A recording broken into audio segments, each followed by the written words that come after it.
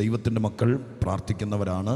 ഒരു പരസ്യ സ്ഥലത്ത് സുവിശേഷ യോഗം നടക്കുമ്പോൾ നമുക്ക് സ്തോത്രം ഒരു സംഘടനയുടെ ശക്തിപൂർണത്തേക്കാൾ അപ്പുറം നമ്മുടെ മനസ്സിനകത്ത് നമ്മുടെ കർത്താവിൻ്റെ വചനത്തിൻ്റെ സ്വാധീനം എത്ര വലുതാണെന്ന് അനുഭവിച്ചവരാണ് ഇന്ന് രാത്രി ഇതിനകത്തിരിക്കുന്ന ദൈവമക്കൾ. അതുകൊണ്ട് ആ വചനത്തിൻ്റെ ശക്തി ഞാൻ എല്ലാ പ്രഭാഷണത്തിൻ്റെ ആമുഖത്തിൽ പറയും. ഞാൻ ദൈവവചനത്തെ അസാധാരണമായി വിശ്വസിക്കുന്നു. എന്തുകൊണ്ടെന്നാൽ ഇന്ന് രാത്രി ആരെങ്കിലും ഒരാളെ ദൈവത്തിന് സഹായിക്കണമെങ്കിൽ ദൈവം ഉപയോഗിക്കുന്നത് വചനമായിരിക്കും. ഒരു പിന്മാറ്റക്കാരനെ മടക്കി വരുത്തണോ, ഒരാളെ മാനസാന്തരപ്പെടുത്തണോ, ഒരാളെ വീണ്ടും ജനിപ്പിക്കണോ, ഒരാളെ സൗഖ്യമാക്കണോ, ഇതിനെല്ലാം വേദപുസ്തകത്തിൽ നിന്ന് നമ്മൾ പഠിച്ചത് ദൈവം തൻ്റെ വചനമയക്കുമെന്നാണ്. ഈ രാത്രികാലം ഇവിടെ പ്രാർത്ഥിച്ചുകൊണ്ടിരിക്കുമ്പോൾ സർവശക്തനായ ദൈവം ഈ യോഗത്തിൻ്റെ പുറകിൽ ആരെയൊക്കെ കണ്ടിട്ടുണ്ടെന്ന് നമുക്കറിയില്ല. അവരിവിടെ വന്നില്ലെങ്കിലും അവരുടെ അടുക്കലേക്ക് വചനം അയക്കാൻ നമ്മുടെ ദൈവം വിശ്വസ്തനാണെന്ന് നിങ്ങൾ എത്ര പേർ ആത്മാർത്ഥമായി വിശ്വസിക്കുന്നുണ്ട്? അതുകൊണ്ട് ഇന്ന് രാത്രി പന്തലിൽ ഇരിക്കുമ്പോൾ ഒരു പ്രസംഗം കേൾക്കുന്ന മൂടിനേക്കാൾ അപ്പുറം ഒരു യുദ്ധമുഖത്ത് നിൽക്കുന്ന പടയാളിയെപ്പോലെ സർവശക്തനായ ദൈവത്തിൻ്റെ വചനം ഈ വേദിയിൽ നിന്ന് ദൈവം ഉദ്ദേശിക്കുന്ന സ്ഥലത്തേക്ക് യേശുവിൻ്റെ നാമത്തിൽ ഇന്ന് രാത്രികാലം ശരം പായുന്നത് പോലെ പായേണ്ടതിന്, ഇരിക്കുന്നിടത്ത് ചെന്ന് പ്രവർത്തിക്കേണ്ടതിന് സർവശക്തനോട് എല്ലാ ദൈവമക്കളും പ്രാർത്ഥിച്ചുകൊണ്ടിരിക്കുക. വളരെ ആത്മാർത്ഥമായി പ്രാർത്ഥിക്കാൻ ദൈവമക്കൾ തയ്യാറാണെങ്കിൽ പ്രവർത്തിപ്പാൻ ഇന്ന് രാത്രി ദൈവം ഇവിടെയുണ്ട്. അത് ശരീരത്തിൽ അനുഭവിക്കുന്ന ദൈവമക്കൾ ശക്തിയോടെ ദൈവത്തിനൊരു സ്തോത്രം പറഞ്ഞാട്ടെ. ഹല്ലേലൂയ. ഞാൻ ഈ ബൈബിളിനകത്ത് ഏറ്റവും അധികം ദൈവവചനത്തിൻ്റെ സ്വാധീനത, ഞാനൊരു സുവിശേഷ നാൽക്കവലയിൽ പ്രസംഗിക്കുന്ന ആളായി തുടങ്ങി, ഞാനൊരു സഭയുടെ ശുശ്രൂഷകനായി ഒരു പുതിയ പ്രവർത്തനം തുടങ്ങിയ സമയത്ത് ചുരുക്കം ചില ആളുകൾ എൻ്റെ മുമ്പിൽ വന്ന്, വളരെ കഷ്ടവും പ്രയാസവും നിറഞ്ഞ ആളുകൾ എൻ്റെ മുമ്പിൽ വന്നിരിക്കുമ്പോൾ എൻ്റെ കയ്യിൽ വചനമല്ലാതെ, അതും പല വാക്യങ്ങൾ ചേർത്തിണക്കി പറയുന്ന വചനമല്ലാതെ മറ്റൊന്നുമില്ല അന്നും ഇന്നും.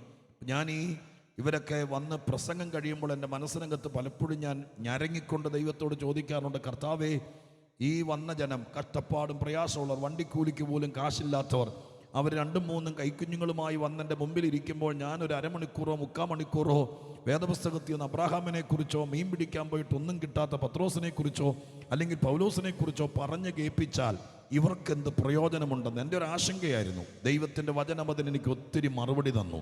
എന്തുകൊണ്ടെന്നാൽ വചനത്തിൻ്റെ അപാരമായ ശക്തിയെക്കുറിച്ച് ഞാൻ ഈ അടുത്തിടയ്ക്ക് ദൈവത്തിൻ്റെ വചനം ശ്രദ്ധിക്കുമ്പോൾ അതിനകത്ത് കണ്ട ഒരു വാക്ക് ഞാൻ ആമുഖത്തിൽ, എല്ലാവരും സന്തോഷത്തോടായിരിക്കുന്നത് കൊണ്ട് എൻ്റെ കുറിവാക്യം വായിക്കുന്നതിനേക്കാൾ മുമ്പ് ഞാൻ ഒരു വാക്ക് ഇവിടെ വന്നിരിക്കുമ്പോൾ എൻ്റെ മനസ്സിൽ തെളിഞ്ഞത് പറഞ്ഞ് ഒരു വാക്ക് പ്രാർത്ഥിച്ചുകൊണ്ട് ഇന്ന് രാത്രിയിലെ സന്ദേശത്തിലേക്ക് കടക്കാമെന്ന് എൻ്റെ ഹൃദയം പ്രേരിപ്പിക്കുന്നു.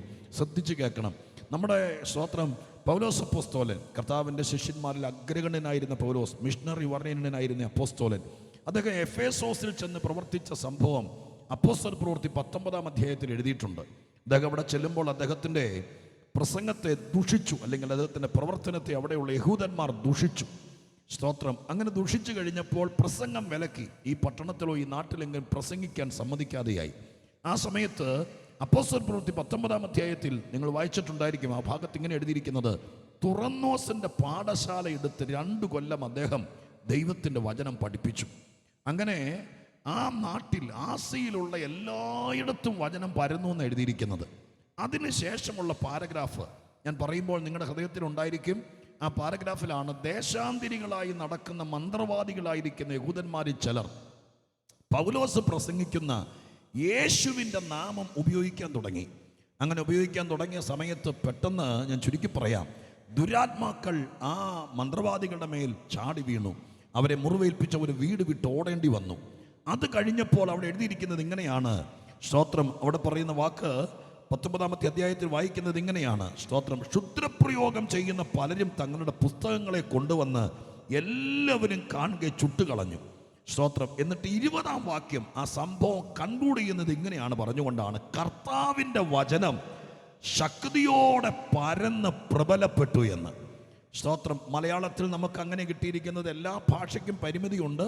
പക്ഷേ ദൈവവചനം ഉദ്ദേശിക്കുന്ന കാര്യം പലപ്പോഴും ചിലപ്പോഴൊക്കെ നമുക്ക് മറ്റിതര ഭാഷകൾ കൂടി നോക്കിയാൽ മനസ്സിലാക്കാൻ കഴിയും. ബൈബിൾ എഴുതിയ ഭാഷയിൽ ഇവിടെ 3 പ്രയോഗങ്ങളാണ് എഴുതിയിരിക്കുന്നത്. ദൈവത്തിൻ്റെ വചനം ശക്തിയോടെ പരന്ന് പ്രബലപ്പെട്ടു, 3 വാക്കുകളാണ്.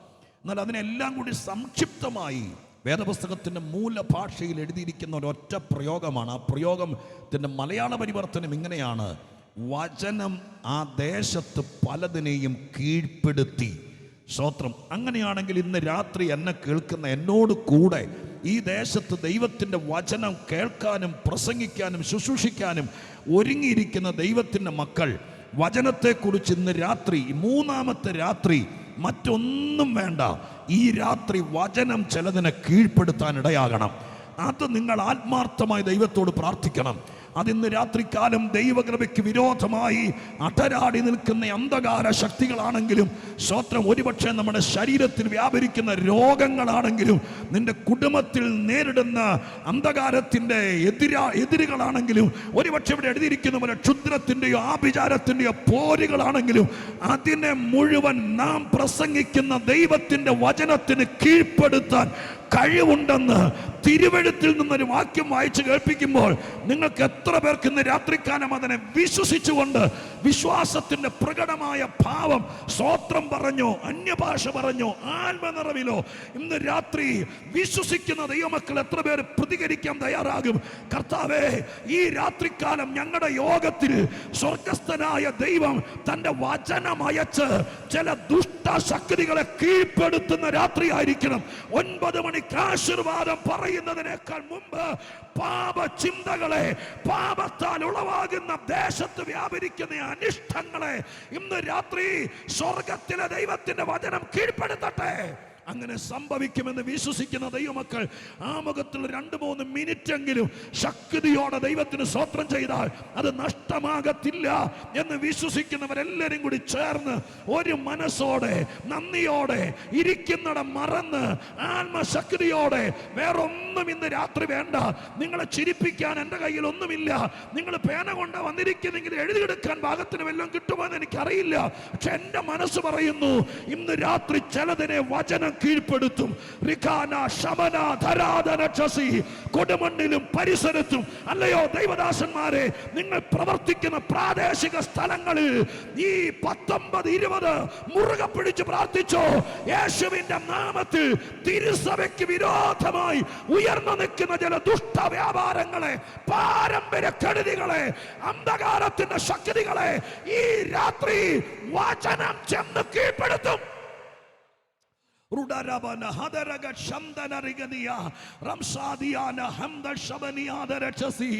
അല്പനേരത്തേക്ക് മടിയില്ലാത്തവർ പരസ്യ സ്ഥലത്താണെങ്കിൽ, എനിക്കറിയാം ഇത് ഉപവാസ പ്രാർത്ഥനയല്ല, ഇത് സഭായോഗമല്ല, കൺവെൻഷൻ ആണെന്നറിയാം. പക്ഷെ ഇന്ന് രാത്രി പരസ്യ സ്ഥലത്ത് കർത്താവിന്റെ മക്കളുടെ ഹൃദയത്തിൽ ആവേശം ഉണ്ടെങ്കിൽ എൻ്റെ ദൈവം പ്രവർത്തിക്കാതിരിക്കില്ല. അങ്ങനെയാണെങ്കിൽ ഈ രാത്രികാലം വിശ്വസിച്ചുകൊണ്ട് പറ, കർത്താവേ, എൻ്റെ വീട്ടിൽ ചില വിഷയങ്ങളുണ്ട്. അത് ഈ പന്തലിനകത്ത് ിരിക്കുന്നവർ തന്നെ ആയിരിക്കണമെന്നില്ല.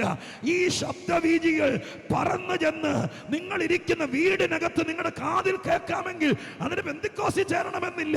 ഈ രാത്രികാലം ദൈവമേ, കേൾക്കാൻ പോകുന്ന ദൈവത്തിന്റെ വചനം എൻ്റെ വീട്ടിൽ കൂടെ അസ്വസ്ഥത ഉളവാക്കുന്ന ചില ചീത്ത സ്വഭാവങ്ങൾ ആർക്കാണെന്ന് എനിക്കറിയില്ല. അതിനെ കീഴ്പ്പെടുത്താൻ വചനത്തിന് കഴിയുമെന്ന് ആത്മാവിൽ വിശ്വസിക്കുന്നവർ അത് പറഞ്ഞ ദൈവത്തിന് നന്ദി പറഞ്ഞാട്ടെ. എന്നെ കേൾക്കുന്ന പ്രിയപ്പെട്ടവരെ, നിങ്ങൾ സ്തോത്രം ചെയ്ത് ആരാധിക്കുമ്പോൾ എൻ്റെ മനസ്സ് നിറഞ്ഞു നിൽക്കുന്നത് പറയാം. എനിക്ക് വേറൊന്നും ഈ രാത്രി ഉദ്ദേശമില്ല. 4 പോയിന്റ് പറയണമെന്നില്ല. ഞാൻ ദൈവദാസന്മാരുടെ മേൽ 3-4 വാക്യം എഴുതി കൊടുത്തു. അതെല്ലാം ഒന്നും വായിപ്പിക്കണമെന്നില്ല. ഇന്ന് രാത്രി പറഞ്ഞു തുടങ്ങുമ്പോൾ ജീവിക്കാൻ സമ്മതിക്കാത്ത, ജീവിക്കാൻ ആഗ്രഹിച്ചിട്ടും സമാധാനത്തോടെ ജീവിക്കാൻ സമ്മതിക്കാത്ത ചില കുടുംബങ്ങളുടെ പുറകിൽ വ്യാപരിക്കുന്ന ചില ശാപശക്തികളെ, ചില പാപബന്ധനങ്ങളെ, ചില രോഗാത്മാക്കളെ എൻ്റെ ദൈവം എൻ്റെ കയ്യിൽ തന്നുവിട്ടിരിക്കുന്ന വചനം കൊണ്ട് കീഴ്പ്പെടുത്തുമെന്ന് വിശ്വസിക്കാൻ നിങ്ങൾ തയ്യാറായാൽ എൻ്റെ ദൈവത്തിന് പ്രവർത്തിക്കാതിരിക്കാൻ കഴിയുമോ?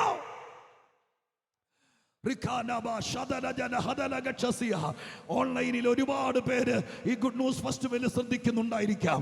എന്നെ കേൾക്കുന്ന സഹോദരരെ, നിങ്ങൾ ലോകത്തിൽ എവിടെ ഇരുന്നാ കേൾക്കുന്നതെങ്കിലും ഈ സന്ദേശം കേൾക്കാൻ നിങ്ങൾ കാണിക്കുന്ന ആത്മാർത്ഥത നിങ്ങൾക്ക് വെറുതെ ആകത്തില്ല. സ്വർഗസ്ഥനായ ദൈവത്തോട് ഒരു വാക്ക് പ്രാർത്ഥിച്ചുകൊണ്ടിരിക്കുക. നിങ്ങളുടെ വീടുകളിലോ ഫ്ലാറ്റുകളിലോ എവിടാണെങ്കിലും ഇന്ന് രാത്രി ഞാൻ ഈ വചനം കേൾക്കാം. ജസ്റ്റ് നിങ്ങൾ സ്ക്രോൾ ചെയ്തപ്പോൾ കൊടുമൺ UPF ഒരു കൺവെൻഷൻ കണ്ടതായിരിക്കാം. പക്ഷെ നിങ്ങൾ നിർത്തരുത്, ഓഫ് ചെയ്യരുത്. 9 മണിക്കുള്ളിൽ, ഇന്ത്യൻ സമയം 9 മണിക്കുള്ളിൽ നിന്റെ കുടുംബത്തിൽ ചിലതിനെ ഇവിടെ നയിക്കുന്ന ദൈവത്തിന്റെ വചനം കീഴ്പ്പെടുത്തിയിട്ട് നിന്നെ സമാധാന പുത്രനാക്കാൻ, നിന്നെ സമാധാന പുത്രിയാക്കാൻ രക്തം ജയം, രക്തം ജയം, രക്തം ജയം, രക്തം ജയം സംഭവിച്ചുകൊണ്ടിരിക്കുക. അസാധാരണ ഒരു ആത്മീയ അന്തരീക്ഷം ഞാൻ ഒച്ച വെക്കുന്നതാണ് നിങ്ങൾക്ക് തോന്നുന്നുണ്ടോ? എൻ്റെ ഹൃദയത്തിനകത്ത് ദൈവാത്മാവിന്റെ തിരതള്ളലുണ്ടാകുന്നു. ഞാനത് വിശ്വസിക്കുന്നു. സ്വർഗം വചനമയക്കും. എവിടേക്കാണെന്ന് എനിക്കറിയില്ല. നിങ്ങൾ ഇന്ന് രാത്രിക്കാലം വീടുകളിലിരുന്ന് കേൾക്കുന്നതെങ്കിൽ, ഇരുട്ടത്ത് ലൈറ്റ് ഓഫ് ചെയ്തിരുന്ന് കേൾക്കുന്നതെങ്കിൽ, നിങ്ങളൊരു വാക്ക് യേശുവേ എന്ന് വിളിച്ചാൽ മതി. അവിടേക്ക് വചനമയക്കും. ചില രോഗങ്ങളെ പോലും വചനം കീഴ്പ്പെടുത്തും. കർത്താവിന് മഹത്വം, കർത്താവിന് മഹത്വം, കർത്താവിന് മഹത്വം, കർത്താവിന് മഹത്വം, കർത്താവിന് മഹത്വം, കർത്താവിന് മഹത്വം, കർത്താവിന് മഹത്വം, കർത്താവിന് മഹത്വം, എൻ്റെ ദൈവത്തിന് മഹത്വം. അപ്പാ, വചനം കീഴ്പ്പെടുത്തട്ടെ, വചനം കീഴ്പ്പെടുത്തട്ടെ, വചനം കീഴ്പ്പെടുത്തട്ടെ. എല്ലാ കണ്ണുമടച്ചൊരു നിമിഷം നമുക്ക് ദൈവത്തോട് പ്രാർത്ഥിക്കാം. എല്ലാവരും ആത്മാർത്ഥമായി. ഞാനൊരു പ്രകസനമാണെന്ന് നിങ്ങൾ കരുതരുത് കേട്ടോ. കർത്താവിൽ വിശ്വസിച്ചുകൊണ്ട് പറ, കർത്താവേ, ദൈവവചനത്തിന് കീഴ്പ്പെടുത്താൻ കഴിയാത്ത ഒന്നുമില്ല. ദൈവമില്ലെന്ന് പറഞ്ഞു വന്നവനെ ഈ വചനം കീഴ്പ്പെടുത്തിയിട്ടുണ്ട്. കണ്ണടച്ച് എല്ലാവരും പ്രാർത്ഥിച്ച്, എല്ലാവരും പ്രാർത്ഥിച്ച്. ഈ ബൈബിള് മലയാളത്തിലേക്ക് പരിവർത്തനം ചെയ്തത് ഉപവസിച്ച് പ്രാർത്ഥിച്ചിരുന്ന ക്രിസ്ത്യാനികളോ ദൈവമക്കളോ അല്ലായിരുന്നു. രാജസദസ്സിലെ ഭാഷാ പണ്ഡിതന്മാരായ, സ്തോത്രം, ഭാഷാ ദൈവങ്ങളെ സേവിച്ചു പോന്ന, രാവിലെ കുളിച്ചീർണണിഞ്ഞ് സ്തോത്രം തുളസിക്കതിരും ചെവിയിൽ തിരികി ആ നിലവാരത്തിൽ ഭക്തിയാദരപൂർവം ഈശ്വരവിശ്വാസത്തോടെ വന്നിരുന്ന പണ്ഡിതരാണ് മലയാളത്തിലേക്ക് സായിപ്പ് ഇവിടെ വന്നപ്പോൾ പരിവർത്തനം നടത്തിയത്. സ്തോത്രം, അവരിത് പരിവർത്തനം നടത്തി വരുമ്പോൾ അവരിൽ ചിലര്, സ്തോത്രം, ഈ വചനം അവരെ കീഴ്പ്പെടുത്തി. സ്തോത്രം, കേരളത്തിലെ ചരിത്രം നിങ്ങൾ പരിശോധിച്ചാൽ, ഞാൻ ഈ പുൾപിറ്റിൽ നിന്ന് എന്തെങ്കിലും ഒരു ആശയം പറയുകയല്ല, ഹിസ്റ്ററി പരിശോധിച്ചാൽ ഈ കേരളത്തിലെ ചരിത്ര പ്രസിദ്ധമായ കുടുംബം ഇന്ന് കർത്താവിനെ പിൻപറ്റുന്ന ചിലര്, സ്തോത്രം, അവരെ വചനം പരിവർത്തനം നടത്തി, അല്ലെങ്കിൽ ഈ വചനം മലയാളത്തിലേക്ക് പരിവർത്തനം നടത്തുമ്പോൾ ദൈവത്തിൻ്റെ വചനം കീഴ്പ്പെടുത്തിയവരുടെ പിൻതലമുറകളാണ്. അതുകൊണ്ട് ഇന്ന് രാത്രി ഒരു വചനം അക്ഷരങ്ങളായി എഴുതിയവനെ അത് കീഴ്പ്പെടുത്തിയെങ്കിൽ, ഇത്രയും ദൈവമക്കളിരുന്ന് ആത്മാവിൽ ആരാധിച്ച്, എൻ്റെ കൂടെ ഇത്രയും ദൈവദാസന്മാർ ഒന്നിച്ച് സ്തോത്രം ചെയ്ത് ഒരുമിച്ച് നിൽക്കുമ്പോൾ, ഈ രാത്രി വചനം കവണയിൽ നിന്ന് തെറിച്ചു പോകുന്ന കല്ല് പോലെ ഈ രാത്രി എവിടേക്കോ ചെന്ന് കീഴ്പ്പെടുത്താതിരിക്കുമോ? നിങ്ങളും പ്രാർത്ഥിക്കുക. എൻ്റെ ശരീരത്തിൽ രോഗമുണ്ട്, എൻ്റെ മനസ്സിനൊരു പ്രയാസമുണ്ട്, എൻ്റെ കുഞ്ഞിന് ആരോടും പറയാൻ പറ്റാത്തൊരു ചെറിയ പ്രശ്നമുണ്ട്. അതിന്ന് രാത്രി ഞാൻ ദൈവത്തോട് പറയുക, അവനെ ഇന്ന് രാത്രി അവനിൽ വ്യാപരിക്കുന്ന ആ ശക്തിയെ വചനം കീഴ്പ്പെടുത്തണം. നമുക്ക് പ്രാർത്ഥിക്കാം. പരിശുദ്ധ ദൈവമേ, ഞങ്ങളുടെ സ്വർഗീയ പിതാവേ, അനുഗ്രഹീതമായി രാത്രി കർത്താവ് ഈ കഴിഞ്ഞ ദിവസങ്ങളിൽ അപ്പോസ്തല പ്രവൃത്തി പഠിക്കുമ്പോൾ ചൂണ്ടിക്കാണിച്ച് തന്ന ആ വാക്യം ഇവിടെ ഞാൻ പരസ്യമായി പറഞ്ഞു. ജനമെല്ലാം അത് ഏറ്റെടുത്തു. ഞങ്ങളെല്ലാവരും അത് വിശ്വസിക്കുകയാണ്. കർത്താവേ, ഞങ്ങളത് വിശ്വസിക്കുക. അങ്ങേ വിശ്വസിക്കുന്ന, ഞങ്ങളുടെ വചനത്തെ വിശ്വസിക്കുന്ന ഞങ്ങളെ ഒരിക്കലും അങ്ങ് ലജ്ജിപ്പിക്കില്ലെന്നറിയാം. ഈ രാത്രിയിലെ വചന ശുശ്രൂഷ ചില വ്യക്തികളെ, ചില വിഷയങ്ങളെ, നാടിനെ ഗ്രസിക്കുന്ന ചില അനർത്ഥങ്ങൾ വരുത്താമെന്ന ചില വിഷയങ്ങൾ ഇന്ന് രാത്രി കീഴ്പ്പെടുത്തണം. സ്വർഗം അത് ചെയ്യും. കാട്ടിൽ നിന്ന് ഇരപിടിക്കാൻ ഇറങ്ങിയ സിംഹത്തെ പോലെ എഴുതപ്പെട്ട വചനം ഇന്ന് രാത്രി അടിയൻ്റെ അധരത്തിലൂടെ ഈ ദേശത്തേക്ക് ഇറങ്ങി വരണം. ദൈവം അത് ചെയ്യണം. കർത്താവിൻ്റെ മഹത്വം വെളിപ്പെടുത്തണം. ദൈവം അത് ചെയ്യുമെന്ന് വിശ്വസിച്ചുകൊണ്ട് അങ്ങയുടെ കൂടെ എന്നെ നിർത്തണമേ എന്ന് പ്രാർത്ഥിച്ചുകൊണ്ട് തിരുവചനത്തിലേക്ക് കടക്കുന്നു. പ്രാർത്ഥന കേട്ടതിന് നന്ദി. യേശു ക്രിസ്തുവിൻ്റെ നാമത്തിൽ അപേക്ഷിക്കുന്നത് കേൾക്കുമാറാകണമേ. കരമുയർത്തി ദൈവത്തിന് ഒരിക്കൽ കൂടി സ്തോത്രം ചെയ്തിട്ട് എല്ലാവരും കൂടി. റോമാലേഖനത്തിൽ നിന്നാണ് ഈ രാത്രി ഈ ദേശത്ത് ദൈവത്തിനെ ശുശ്രൂഷിക്കാൻ പരിശുദ്ധാത്മാവിൻ്റെ ഹൃദയത്തിൽ ഒരു വാക്യം ബോധിപ്പിച്ചിരിക്കുന്നത്. ഉച്ചഭാഷണിൽ കൂടെ ആ വാക്യം വായിക്കാമെന്ന് കർത്തൃദാസന്മാർ ഏറ്റിട്ടുണ്ട്. ചുമതലപ്പെട്ടവർ വായിക്കുമ്പോൾ നിങ്ങൾ ബൈബിൾ തുറന്ന് റോമാലേഖനം 11-ാം അധ്യായത്തിൻ്റെ 17-ാമത്തെ വാക്യം വായിച്ച് കേൾപ്പിക്കുമ്പോൾ നിങ്ങളോട് ബൈബിളിലേക്ക് ശ്രദ്ധിക്കണമെന്ന് വിനയപുരസരം ഞാൻ അഭ്യർത്ഥിക്കുന്നു. ദൈവമക്കൾ ബൈബിൾ കയ്യിലുള്ളവർ എല്ലാവരും വാക്യം നോക്കുമ്പോൾ വായിച്ച് കേൾപ്പിക്കും. റോമർ 11:17 വായിച്ചാട്ടെ. കൊമ്പുകളിൽ ചിലത് ഒടിച്ചിട്ട് കാട്ടൊലിവായി നിന്നെ അവരുടെ ഒട്ടിച്ചു ചേർത്തു. ഒലിവുമരത്തിന്റെ ഫലപ്രദമായ വേരിന് പങ്കാളികളായി തീർന്നു എങ്കിലോ. മതി, സ്തോത്രം. ആ ലാസ്റ്റ് വായിച്ച് നിർത്തിയത് ഞാൻ ഒന്നോടെ എടുത്തു പറയാം. അത് നിങ്ങൾ പേനയുണ്ടെങ്കിൽ ഒന്ന് അടിവരയിട്ടേരെ. വീട്ടിലിരുന്ന് കേൾക്കുന്നവരും വേണമെങ്കിൽ ബൈബിൾ എടുത്ത് ശ്രദ്ധിച്ചേരെ. ആ വാക്ക് ഇങ്ങനെയാണ്, സ്തോത്രം, ഒലിവുമരത്തിന്റെ ഫലപ്രദമായ വേരിന് പങ്കാളിയായി തീർന്നു എങ്കിലോ എന്ന് പറഞ്ഞുകൊണ്ട് ആ സബ്ജക്റ്റ് തുടരുകയാണ്. പക്ഷെ അത്രയും നീണ്ടു വായിക്കാനുള്ള സാവകാശമില്ല. അടിവരയിടേണ്ടത് വേരിന് പങ്കാളിയായി തീരുക. ഇന്ന് രാത്രിയിൽ എൻ്റെ സന്ദേശത്തിന് നിങ്ങളൊരു ടൈറ്റിൽ എഴുതി വെക്കുന്നെങ്കിൽ സ്തോത്രം, വേരിന് പങ്കാളിയായി തീരുക എന്നൊരൊറ്റ വാക്ക് മാത്രമാണ് ഈ രാത്രി നിങ്ങളോട് പങ്കുവെക്കാൻ കർത്താവിൻ്റെ ഹൃദയത്തിനകത്ത് പ്രേരണ തന്നിരിക്കുന്നത്. കൃപയിൽ ആശ്രയിച്ചുകൊണ്ട് ഞാൻ ആ ദൗത്യ നിർവഹണത്തിന് വേണ്ടി നിങ്ങളുടെ പ്രാർത്ഥന കൂടി ചോദിച്ചുകൊണ്ട് ഈ ദേശത്തോടുള്ള ദൈവിക സന്ദേശം പറയാൻ തുടരുകയാണ്. റോമാലേഖനം ലേഖനങ്ങളിൽ വെച്ച് ഏറ്റവും പ്രധാനപ്പെട്ടതാണ്. വിശിഷ്യ രക്ഷാതത്വശാസ്ത്രം എന്ന് പറഞ്ഞാൽ മാനവരാശിയെ രക്ഷിക്കാൻ വേണ്ടി സർവശക്തനായ ദൈവം ചെയ്ത ദൈവത്തിൻ്റെ കർമ്മ പദ്ധതികൾ. അത് സ്തോത്രം ഈ നാട്ടിലെല്ലാവരും അറിയണമെന്നാണ് ഈ യോഗത്തിൻ്റെ പുറകിലെ ഏറ്റവും വലിയ ഉദ്ദേശം. ഈ കർത്തൃദാസന്മാരോട് ചോദിച്ചാൽ അറിയാം, ആണ്ടിലൊരിക്കൽ UPF ഇത് 15ാമത്തെ വർഷമാണ് അവിടെ ഇവിടങ്ങളായി ക്രമീകരിക്കുന്ന ഈ യോഗത്തിൻ്റെ പുറകിൽ സ്തോത്രം ഒരിക്കൽ പോലും ഒരു മതപരമായ സ്പർദ്ധ അല്ലെങ്കിൽ സ്തോത്രം ഒരു ശക്തിപ്രകടനത്തിൻ്റെ ഭാഗം ഇങ്ങനൊരു കൂട്ടർ ഇവിടെ ഉണ്ടെന്ന് നാട്ടുകാർ, അതൊന്നും ഒരു ഉദ്ദേശമില്ല. വാസ്തവത്തിൽ സുവിശേഷ യോഗത്തിൻ്റെ പുറകിലെ ഏറ്റവും പ്രധാനപ്പെട്ട ഉദ്ദേശം ദൈവം മനുഷ്യർക്ക് വേണ്ടി ഒരുക്കിയ രക്ഷ. ആ രക്ഷയെക്കുറിച്ച് ഈ നാട്ടിൽ ആരും അറിയാതെ പോകരുത്. സ്തോത്രം. ആ രക്ഷ എന്ന് പറയുമ്പോൾ അതിന് തന്നെ പല മടക്കുകൾ അല്ലെങ്കിൽ പല ഫോൾഡറുകൾ, പല വിധത്തിൽ അതിനെക്കുറിച്ച് പറയാം.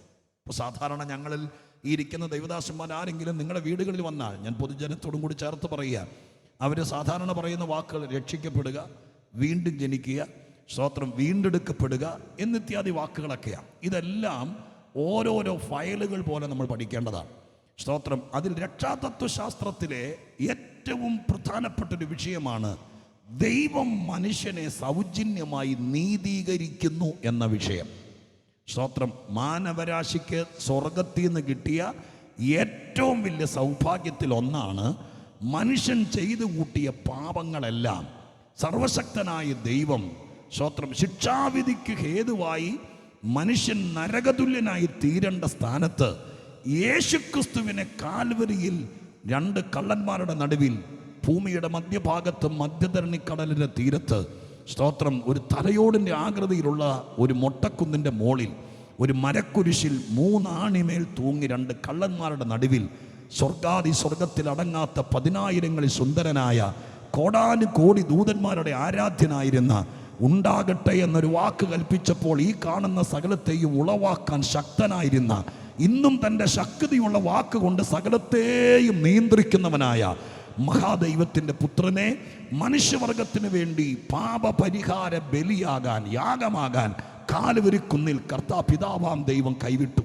സ്തോത്രം. ആ ക്രൂശ് മരണം മനുഷ്യവർഗത്തിന് നേടിത്തന്ന അസാധാരണമായിരിക്കുന്ന സൗഭാഗ്യങ്ങളെക്കുറിച്ച് ഈ ക്രിസ്തുമസ് കാലത്ത് വാസ്തവത്തിൽ നമ്മൾ ചിന്തിക്കേണ്ടതാണ്.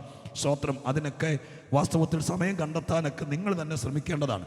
അപ്പോൾ കർത്താവായ യേശുക്രിസ്തുവിൻ്റെ ക്രൂശ് മരണം കൊണ്ട് മനുഷ്യവർഗത്തിന് കിട്ടിയത് എന്തൊക്കെയാണെന്ന് വേദപുസ്തകത്തിൽ നിന്ന് നമ്മൾ മനസ്സിലാക്കണം. സ്തോത്രം. അങ്ങനെ മനസ്സിലാക്കുമ്പോൾ 1, 2, 3, 4 എന്ന് അക്കമിട്ട് എഴുതാൻ പറ്റിയ ഒരുപാട് കാര്യങ്ങളുണ്ട്. അതിൽ ഒരു വിഷയമാണ് ദൈവം മനുഷ്യനെ സൗജന്യമായി നീതീകരിക്കുന്നു. സ്തോത്രം എന്ന് പറഞ്ഞപ്പോൾ ഇതിനകത്തിരുന്ന് സ്തോത്രം പറഞ്ഞ് നീതീകരണം കിട്ടി കർത്തൃമേശയെ പങ്കെടുത്ത് സഭായം കൂടുന്ന ദൈവമക്കൾക്ക് പോലും നീതീകരിക്കപ്പെട്ടു എന്ന് കേട്ടപ്പോൾ നമുക്ക് വലിയ തോന്നലൊന്നും തോന്നിയില്ല. സ്തോത്രം. ഹല്ലേലൂയ. ഇന്ന് രാത്രി നമ്മുടെ വയറ്റിൽ ഒരു മുഴ പോയി എന്ന് പറഞ്ഞിരുന്നെങ്കിൽ ചിലപ്പോൾ നമ്മൾ ഇന്ന് സാക്ഷ്യം പറയിപ്പിച്ചേനെ, നമ്മൾ സ്തോത്രം പറഞ്ഞേനെ. സ്തോത്രം. എന്നാൽ ഇന്ന് രാത്രിക്കാലം എന്നെ കേൾക്കുന്ന പ്രിയപ്പെട്ടവർക്ക് മനസ്സിലാകുന്ന ഭാഷയെ പറയാം. സ്തോത്രം. പേപ്പട്ടി വിഷത്തിന് മരുന്ന് കണ്ടുപിടിച്ചു എന്ന് കേട്ടതിനേക്കാൾ, കൊറോണയ്ക്ക് മരുന്ന് കണ്ടുപിടിച്ചു എന്ന് കേൾക്കുന്നതിനേക്കാൾ, സ്തോത്രം, മനുഷ്യൻ കേട്ട ഏറ്റവും വലിയ സന്തോഷ വാർത്തയാണ് അവൻ ചെയ്ത പാപത്തിന് ദൈവം ശിക്ഷ വിധിക്കാതെ യേശുക്രിസ്തുവിനെ വിശ്വസിച്ചപ്പോൾ അവൻ ഏക്കണ്ട ശിക്ഷ മുഴുവൻ ദൈവം എഴുതിത്തള്ളി. അതിന്റെ പേരാണ് നീതീകരണം. ഹല്ലേലൂയ. ഇന്ന് രാത്രി എൻ്റെ മുമ്പിൽ ഇരിക്കുന്ന സകലമാന ദൈവമക്കളോട് ഞാൻ പറയാം, സ്തോത്രം, ആഴ്ചയിൽ ഒരിക്കലല്ല, ദിവസത്തിൽ ഒരു പ്രാവശ്യമെങ്കിലും എന്നെ നീതീകരിച്ചതിന് ഞാൻ എങ്ങനെ നന്ദി പറയാതിരിക്കും കർത്താവേ. സ്തോത്രം. എൻ്റെ പാപത്തിൻ്റെ പരിഹാരത്തിന് സ്തോത്രം എൻ്റെ തറവാട് വിറ്റാ പോലും അതിൻ്റെ കടം തീരില്ലായിരുന്നു. അതുപോലെ മനുഷ്യനെ വീണ്ടെടുക്കാനുള്ള വീണ്ടെടുപ്പ് വില കൊടുക്കാൻ ഇവിടെ ആർക്കും കഴിയാതിരുന്നപ്പോൾ യേശുക്രിസ്തുവിൻ്റെ ചങ്കിലെ ചോരയാൽ സ്തോത്രം എനിക്ക് 2 ആണ്ടിൽ 2 ഉത്സവം കിട്ടുമല്ലായിരുന്നു, 2 പബ്ലിക് ഹോളിഡേ കിട്ടുമല്ലായിരുന്നു. പിന്നെയോ എൻ്റെ ദൈവം എന്നെ നീതീകരിച്ചു. ഹല്ലേലൂയ. അപ്പം ദൈവം മനുഷ്യനെ ക്രിസ്തുവിൻ്റെ മരണം കൊണ്ട് നീതീകരിക്കുന്നു എന്നുള്ള പ്രമാദമായിരിക്കുന്ന വിഷയം ലോകത്തെ അറിയിക്കാൻ ദൈവം ചുമതലപ്പെടുത്തിയത് ധന്യനായ പൗലോസ്ലീഹയാണ്. സ്തോത്രം. അന്ന് മീഡിയ ഇല്ല, ഇന്നത്തെ പോലെ ഓൺലൈനോ ടെലിവിഷനോ പ്രിന്റിംഗ് ടെക്നോളജിയോ ഇങ്ങനത്തെ യാതൊരുവിധ കാര്യങ്ങളുമില്ലാത്ത സ്തോത്രം അക്ഷരം തന്നെ അഥവാ പേപ്പറും പേനയും എഴുത്തുകോലും തന്നെ ചുരുക്കമായിരിക്കുന്ന 2000-ൽ പരം വർഷങ്ങൾക്കപ്പുറമുള്ള കാലഘട്ടം. ആ കാലഘട്ടത്തിൽ ഈ കാര്യം ലോകത്തെ അറിയിക്കാൻ വേണ്ടി ദൈവം അരുളി ചെയ്ത് അല്ലെങ്കിൽ ഏൽപ്പിച്ചത് പൗലോസ്. സ്തോത്രം. അദ്ദേഹത്തിന് ഇന്നത്തെ പോലത്തെ യാതൊരു മാർഗമില്ലാത്തത് കൊണ്ട് അദ്ദേഹം അതൊരു സഭയ്ക്ക് എഴുതിയ ലേഖനത്തിനകത്ത് എഴുതി. സ്തോത്രം. അതാണ് റോമാലേഖനമായി ഇന്നും നമുക്ക് കിട്ടിയിരിക്കുന്നത്. സ്തോത്രം. ഹല്ലേലൂയ. സ്തോത്രം. ആ കാര്യമാണ് ഇതിനകത്ത് ദൈവത്തിൻ്റെ പരിശുദ്ധാത്മാവ് വളരെ ശക്തവും വ്യക്തവുമായിട്ട് പൗലോസിനെ കൊണ്ട് എഴുതിപ്പിച്ചിരിക്കുന്നത്. ആദ്യത്തെ 2-3 അധ്യായങ്ങൾ പ്രത്യേകിച്ച് യഹൂദന്മാരുടെ നാട്ടിലാണല്ലോ പൗലോസ് ഈ കാര്യങ്ങളൊക്കെ ചെയ്തു വന്നത്. അപ്പോൾ യഹൂദന്മാരുടെ ഒരു പ്രത്യേകതയുണ്ട്. അവർ വിശ്വസിച്ചിരിക്കുന്ന കാര്യങ്ങൾ പരമ്പരാഗതമായി യഹൂദൻ വിശ്വസിക്കുന്ന കാര്യങ്ങൾ. യഹൂദ മതമാണ് മതങ്ങളുടെ മാതാവെന്ന് ലോകത്തിൽ അറിയപ്പെടുന്ന മതം. ഇന്ന് ലോകത്തിലുള്ള ഏത് മതത്തേക്കാൾ എരിവേറിയ മതം. അവരുടെ മതത്തിന് വിരോധമായി എന്തെങ്കിലും പറഞ്ഞാൽ ആ നാട്ടിൽ ആരെങ്കിലും ഒരാൾ പ്രചരിപ്പിച്ചാൽ അവരെ വെറുതെ വിടാത്ത രീതിയിൽ ലോകം കണ്ടതിൽ വെച്ച് ഏറ്റവും ശൗര്യമേറിയ മതം. ആ മതം ഇന്ന് നമ്മുടെ ഇടയിലേക്കുള്ള ഏത് മതങ്ങളെക്കാൾ തീവ്രതയേറിയ മതമായിരുന്നു സ്തോത്രം യഹൂദ മതം. മാത്രമല്ല അവർ എഴുതപ്പെട്ടിരിക്കുന്ന നിയമങ്ങൾ ഏതെങ്കിലും ലംഘിച്ചാൽ സ്തോത്രം കോടതിയുടെയോ അന്ന് ഭരിക്കുന്ന സർക്കാരിൻ്റെയോ യാതൊരു ഒത്താശയുമില്ലാതെ ഇതുപോലത്തെ പൊതുസ്ഥലത്ത് വെച്ച് നിയമലംഘികളെ കല്ലെറിഞ്ഞു കൊല്ലാൻ മതനേതാക്കന്മാർക്ക് അധികാരമുള്ളൊരു മതമായിരുന്നു യഹൂദ മതം. സ്തോത്രം. ഹല്ലേലൂയ. സ്തോത്രം. അങ്ങനത്തെ തീവ്രമായിരിക്കുന്ന മതത്തിനകത്ത് വിശ്വസിച്ചു പോകുന്ന പൗലോസിനെ കർത്താവ് രക്ഷിച്ച് ഈ സത്യത്തിൻ്റെ വെളിച്ചം ലോകത്തോട് പറയാൻ വേണ്ടി ഏൽപ്പിച്ചപ്പോൾ യഹൂദന്മാർക്ക് മറ്റൊരു പ്രത്യേകതയുണ്ട്. അവർ വിശ്വസിക്കുന്ന കാര്യമല്ലാതെ മറ്റൊരു കാര്യം അവരോട് പറയുകയോ പ്രചരിപ്പിക്കുകയോ ചെയ്താൽ അവർ ഉടനെ പ്രകോപിതരാവും, മറുചോദ്യം ചോദിക്കും. എന്ന് പറഞ്ഞാൽ സ്തോത്രം അവർ പെട്ടെന്ന് ഈ പ്രസംഗത്തിനകത്ത് ഇപ്പം ഞാൻ എന്തെങ്കിലും പറഞ്ഞാൽ പെട്ടെന്ന് ആളുകൾ സ്തോത്രം ഒറ്റപ്പെട്ട കേസുകൾ കണ്ടേക്കാം. ഒരു മറുചോദ്യം ചോദിക്കാൻ വേണ്ടി ആരും ചാടി എഴുന്നേക്കാൻ സാധ്യതയില്ല. യോഗം കഴിയുമ്പോഴൊക്കെ ചിലപ്പോൾ സംശയങ്ങൾ ചോദിച്ചേക്കാം. ചിലപ്പോൾ വാട്സാപ്പിലൂടെയും ഫേസ്ബുക്കിലൂടെയൊക്കെ പല കാര്യങ്ങൾ നടന്നേക്കാം ഇന്നത്തെ കാലഘട്ടത്തിൽ. പക്ഷേ നമ്മളൊരു സംയമനമുള്ളവരാണ്, ഒരു സ്തോത്രം പ്രതിപക്ഷ ബഹുമാനമുള്ളവരാണ്. അതുകൊണ്ട് ആ കാര്യങ്ങൾ നടക്കും. പക്ഷേ യഹൂദൻ്റെ നാട്ടിൽ അങ്ങനെയല്ല. അവർ വിശ്വസിക്കുന്ന കാര്യത്തിന് വിരുദ്ധമായി എന്തെങ്കിലും പറഞ്ഞാൽ അവരെ തൊട്ടാൽ അവർ ചാടി എഴുന്നേക്കും. അതിൻ്റെ ഉത്തമമായ തെളിവ് ഞാൻ പറയാം. നിങ്ങൾ എന്നെ അന്തിച്ച് നോക്കുന്നത് കൊണ്ട് കർത്താവായ യേശുക്രിസ്തു ലോകത്തിലായ സമയത്ത് വിശുദ്ധ യോഹന്നാന്റെ സുവിശേഷം 8-ാം അധ്യായത്തിനകത്ത് യേശുക്രിസ്തു തൻ്റെ മുമ്പിൽ തടിച്ചുകൂടിയ യഹൂദന്മാരോടായിട്ട് ഇങ്ങനെ പറഞ്ഞു: പുത്രൻ നിങ്ങൾക്ക് സ്വാതന്ത്ര്യം വരുത്തിയാൽ നിങ്ങൾ സാക്ഷാൽ സ്വതന്ത്രരായി. യേശുക്രിസ്തുവിന് മനസ്സിലായി ഇവർക്ക് ആചാരങ്ങളുണ്ട്, പെരുന്നാളുകളുണ്ട്, ആഴ്ച തോറുമുള്ള ശബത്തുണ്ട്, 5 യാഗങ്ങളുണ്ട്, യെരുശലേമിൽ പ്രൗഢമനോഹരമായ ദേവാലയമുണ്ട്, മുക്കിന് സിനഗോഗുകളുണ്ട്, ശാസ്ത്രിമാരുണ്ട്, മോശ എഴുതിയ കല്ലിലെഴുതിയ പ്രമാണമുണ്ട്. ഇതൊക്കെ കയ്യിലുണ്ടെങ്കിലും സ്വർഗത്തിൽ നിന്ന് ദൈവത്തിൻ്റെ പുത്രൻ ഇവിടെ വന്നപ്പോൾ യഹൂദന്മാരെ നോക്കിയപ്പോൾ, അവൻ്റെ മുമ്പിൽ വന്നിരിക്കുന്നവനെ നോക്കിയപ്പോൾ അവർക്ക് യേശുവിന് മനസ്സിലായി ഇവൻ്റെ മുമ്പിൽ വന്നിരിക്കുന്ന സ്തോത്രം യഹൂദന്മാർ എന്തൊക്കെയോ വിഷയത്തിൽ അടിമത്തത്തിലാണ്, ഇവർക്ക് സ്വാതന്ത്ര്യം വേണം. ഇന്ന് രാത്രികാലം എന്നെ കേൾക്കുന്ന കൊടുമൺ ദേശനിവാസികളോട് ഞാൻ പരിശുദ്ധാത്മാവിൽ പറയാം. ഒരുപക്ഷെ ഞാൻ ഈ പറയുന്ന വാക്ക് പറയാൻ വേണ്ടി കരുതി വെച്ചതല്ല ഈ പ്രസംഗത്തിൽ. പക്ഷേ ദൈവാത്മാവിൻ്റെ ചിന്തയിൽ തരുന്നത് ഞാൻ ആർക്കോ വേണ്ടി എന്ന വണ്ണം പറയാം. കണ്ണുകൊണ്ട് കാണാൻ കഴിയാത്ത ഏതോ അടിമത്തം നിങ്ങൾക്ക് മീതെ കൊട പിടിച്ച് നിൽക്കുന്നെങ്കിൽ ഇന്ന് രാത്രി അഗ്നിജ്വാലക്കത്തെ കണ്ണുള്ള കർത്താവിൻ്റെ മുമ്പിൽ നിങ്ങൾ വന്നതുകൊണ്ട് സ്വർഗം ഇന്ന് രാത്രി പറയുക, യേശു യേശുക്രിസ്തു സ്വാതന്ത്ര്യം വരുത്തിയാൽ പിന്നെ ഒരടിമത്തം, ഒരു ശാപവും, ഒരു പാപവും അവന്റെ മേൽ വരികയില്ല. അതുകൊണ്ടാണ് യേശു പറഞ്ഞത്, പുത്രൻ സ്വാതന്ത്ര്യം വരുത്തിയാൽ അതാണ് സാക്ഷാൽ സ്വാതന്ത്ര്യം. ഈ കയറി വരുന്ന ദൂതന്റെ എല്ലാ ഭാഗങ്ങളും ഇതെല്ലാം ഓരോ പ്രസംഗമാണ്. ഈ ശ്രോത്ര അടുത്തൊരു കൺവെൻഷനിൽ പുത്രൻ വരുത്തുന്ന സ്വാതന്ത്ര്യം എന്താന്നുള്ളത് ഒരു രാത്രി മുഴുവൻ പറയാൻ പറ്റും, ദൈവദാസന്മാർക്കെങ്കിലും അറിയാം. പക്ഷേ ഇതെല്ലാം കൂടി പറഞ്ഞു വരുത്താൻ തീർക്കാൻ പറ്റിയല്ല എനിക്ക് തന്ന സമയത്തിനുള്ളിൽ. അതുകൊണ്ട് ഞാൻ നിങ്ങളോട് സ്നേഹത്തോടെ ഒരു സഹോദരനെ പോലെ, ഒരു പാസ്റ്റർ എന്ന, ഒരു പ്രഭാഷകൻ എന്ന നിലയിൽ നിന്ന് കുറേയും കൂടി താഴേക്ക് ഇറങ്ങിയിട്ട് ഒരു സ്നേഹിതനെ പോലെ പറയുക, എന്താണ് പുത്രൻ വരുത്തുന്ന സ്വാതന്ത്ര്യം? ആ ഒരു വാക്ക് നിങ്ങളുടെ ഹൃദയത്തിനകത്ത് വിത്ത് വീഴുന്നത് പോലെ വീണാൽ, നിങ്ങൾ ഈ യോഗമൊക്കെ കഴിഞ്ഞ് നാളെ കൺവെൻഷനെ കഴിഞ്ഞിട്ട് ഈ ഇരിക്കുന്ന കർത്തൃദാസന്മാരെ ആരെങ്കിലും വ്യക്തിപരമായി പരിചയപ്പെട്ടിട്ട് നിങ്ങൾ അവരോട് ചോദിക്കണം, അന്ന് വന്ന ആ മനുഷ്യൻ പറഞ്ഞ ആ കാര്യം പറഞ്ഞു തരാൻ പറ്റുമോയെന്ന്. അവർക്ക് ശക്തരായ ദൈവദാസന്മാരാണ് എൻ്റെ പുറകിലിരിക്കുന്നത്. ഈ വക കാര്യങ്ങളെക്കുറിച്ച് വ്യക്തിപരമായി നിങ്ങൾ ശ്രോത്രം വന്ന് സംസാരിച്ചാൽ ഈ കാര്യങ്ങളെക്കുറിച്ച് ബോധ്യം വരുത്താൻ കഴിയുള്ളവർ. കാരണം ആ ഒരൊറ്റ വാക്ക് മതിയായിരിക്കും നിങ്ങളൊരു 20 കൊല്ലമായി സഹിക്കുന്ന എന്ത് ചെയ്താലും രക്ഷ. ഞാൻ ഇതെല്ലാം പറയുന്നത് അങ്ങനെ ഒരു പശ്ചാത്തലത്തിൽ നിന്ന്, ക്രിസ്തീയ കുടുംബത്തിലാണ് ജനിച്ചതെങ്കിലും ആ ഒരു പശ്ചാത്തലത്തിൽ നിന്ന് കണ്ണുകൊണ്ട് കാണാൻ കഴിയാത്ത പല വിധത്തിലെ അടിമത്തങ്ങൾ, ശ്രോത്രം വഴിപാടുകളും നേർച്ചകളുമായിട്ടൊക്കെ നടന്നിട്ട് രക്ഷപ്പെടാത്തത് കൊണ്ട്, യേശുക്രിസ്തുവിനെ കണ്ടുമുട്ടാൻ ഇടയാക്കിയത് കൊണ്ട് മാത്രം ഇന്ന് രാത്രിക്കാലം സന്തോഷമുള്ളവനായി ഇവിടെ നിന്ന് പ്രസംഗിക്കാൻ പറ്റുന്നത് കൊണ്ട്, എന്നെപ്പോലെ ആരെങ്കിലും ഒരാൾ ഈ നാട്ടിലുണ്ടെങ്കിൽ അയാളും കൂടി രക്ഷപ്പെട്ടോട്ടെ എന്നോർത്തുകൊണ്ടാണ് ഇവരോട് പ്രസംഗിക്കുന്ന പ്രസംഗത്തിൽ നിന്ന് 2-3 മിനിറ്റ് എടുത്ത് ഞാൻ ഇത് പറയുന്നത്. ക്രിസ്തു വരുത്തുന്ന സ്വാതന്ത്ര്യത്തെക്കുറിച്ച് ഈ ഭൂമിയിൽ ഒരു ജന്മം കിട്ടിയിട്ട് നിങ്ങൾ ഏത് മതക്കാരനാണെങ്കിലും അറിയാതെ പോകരുത്. ഹല്ലേലൂയ, അറിയാതെ പോകരുത്.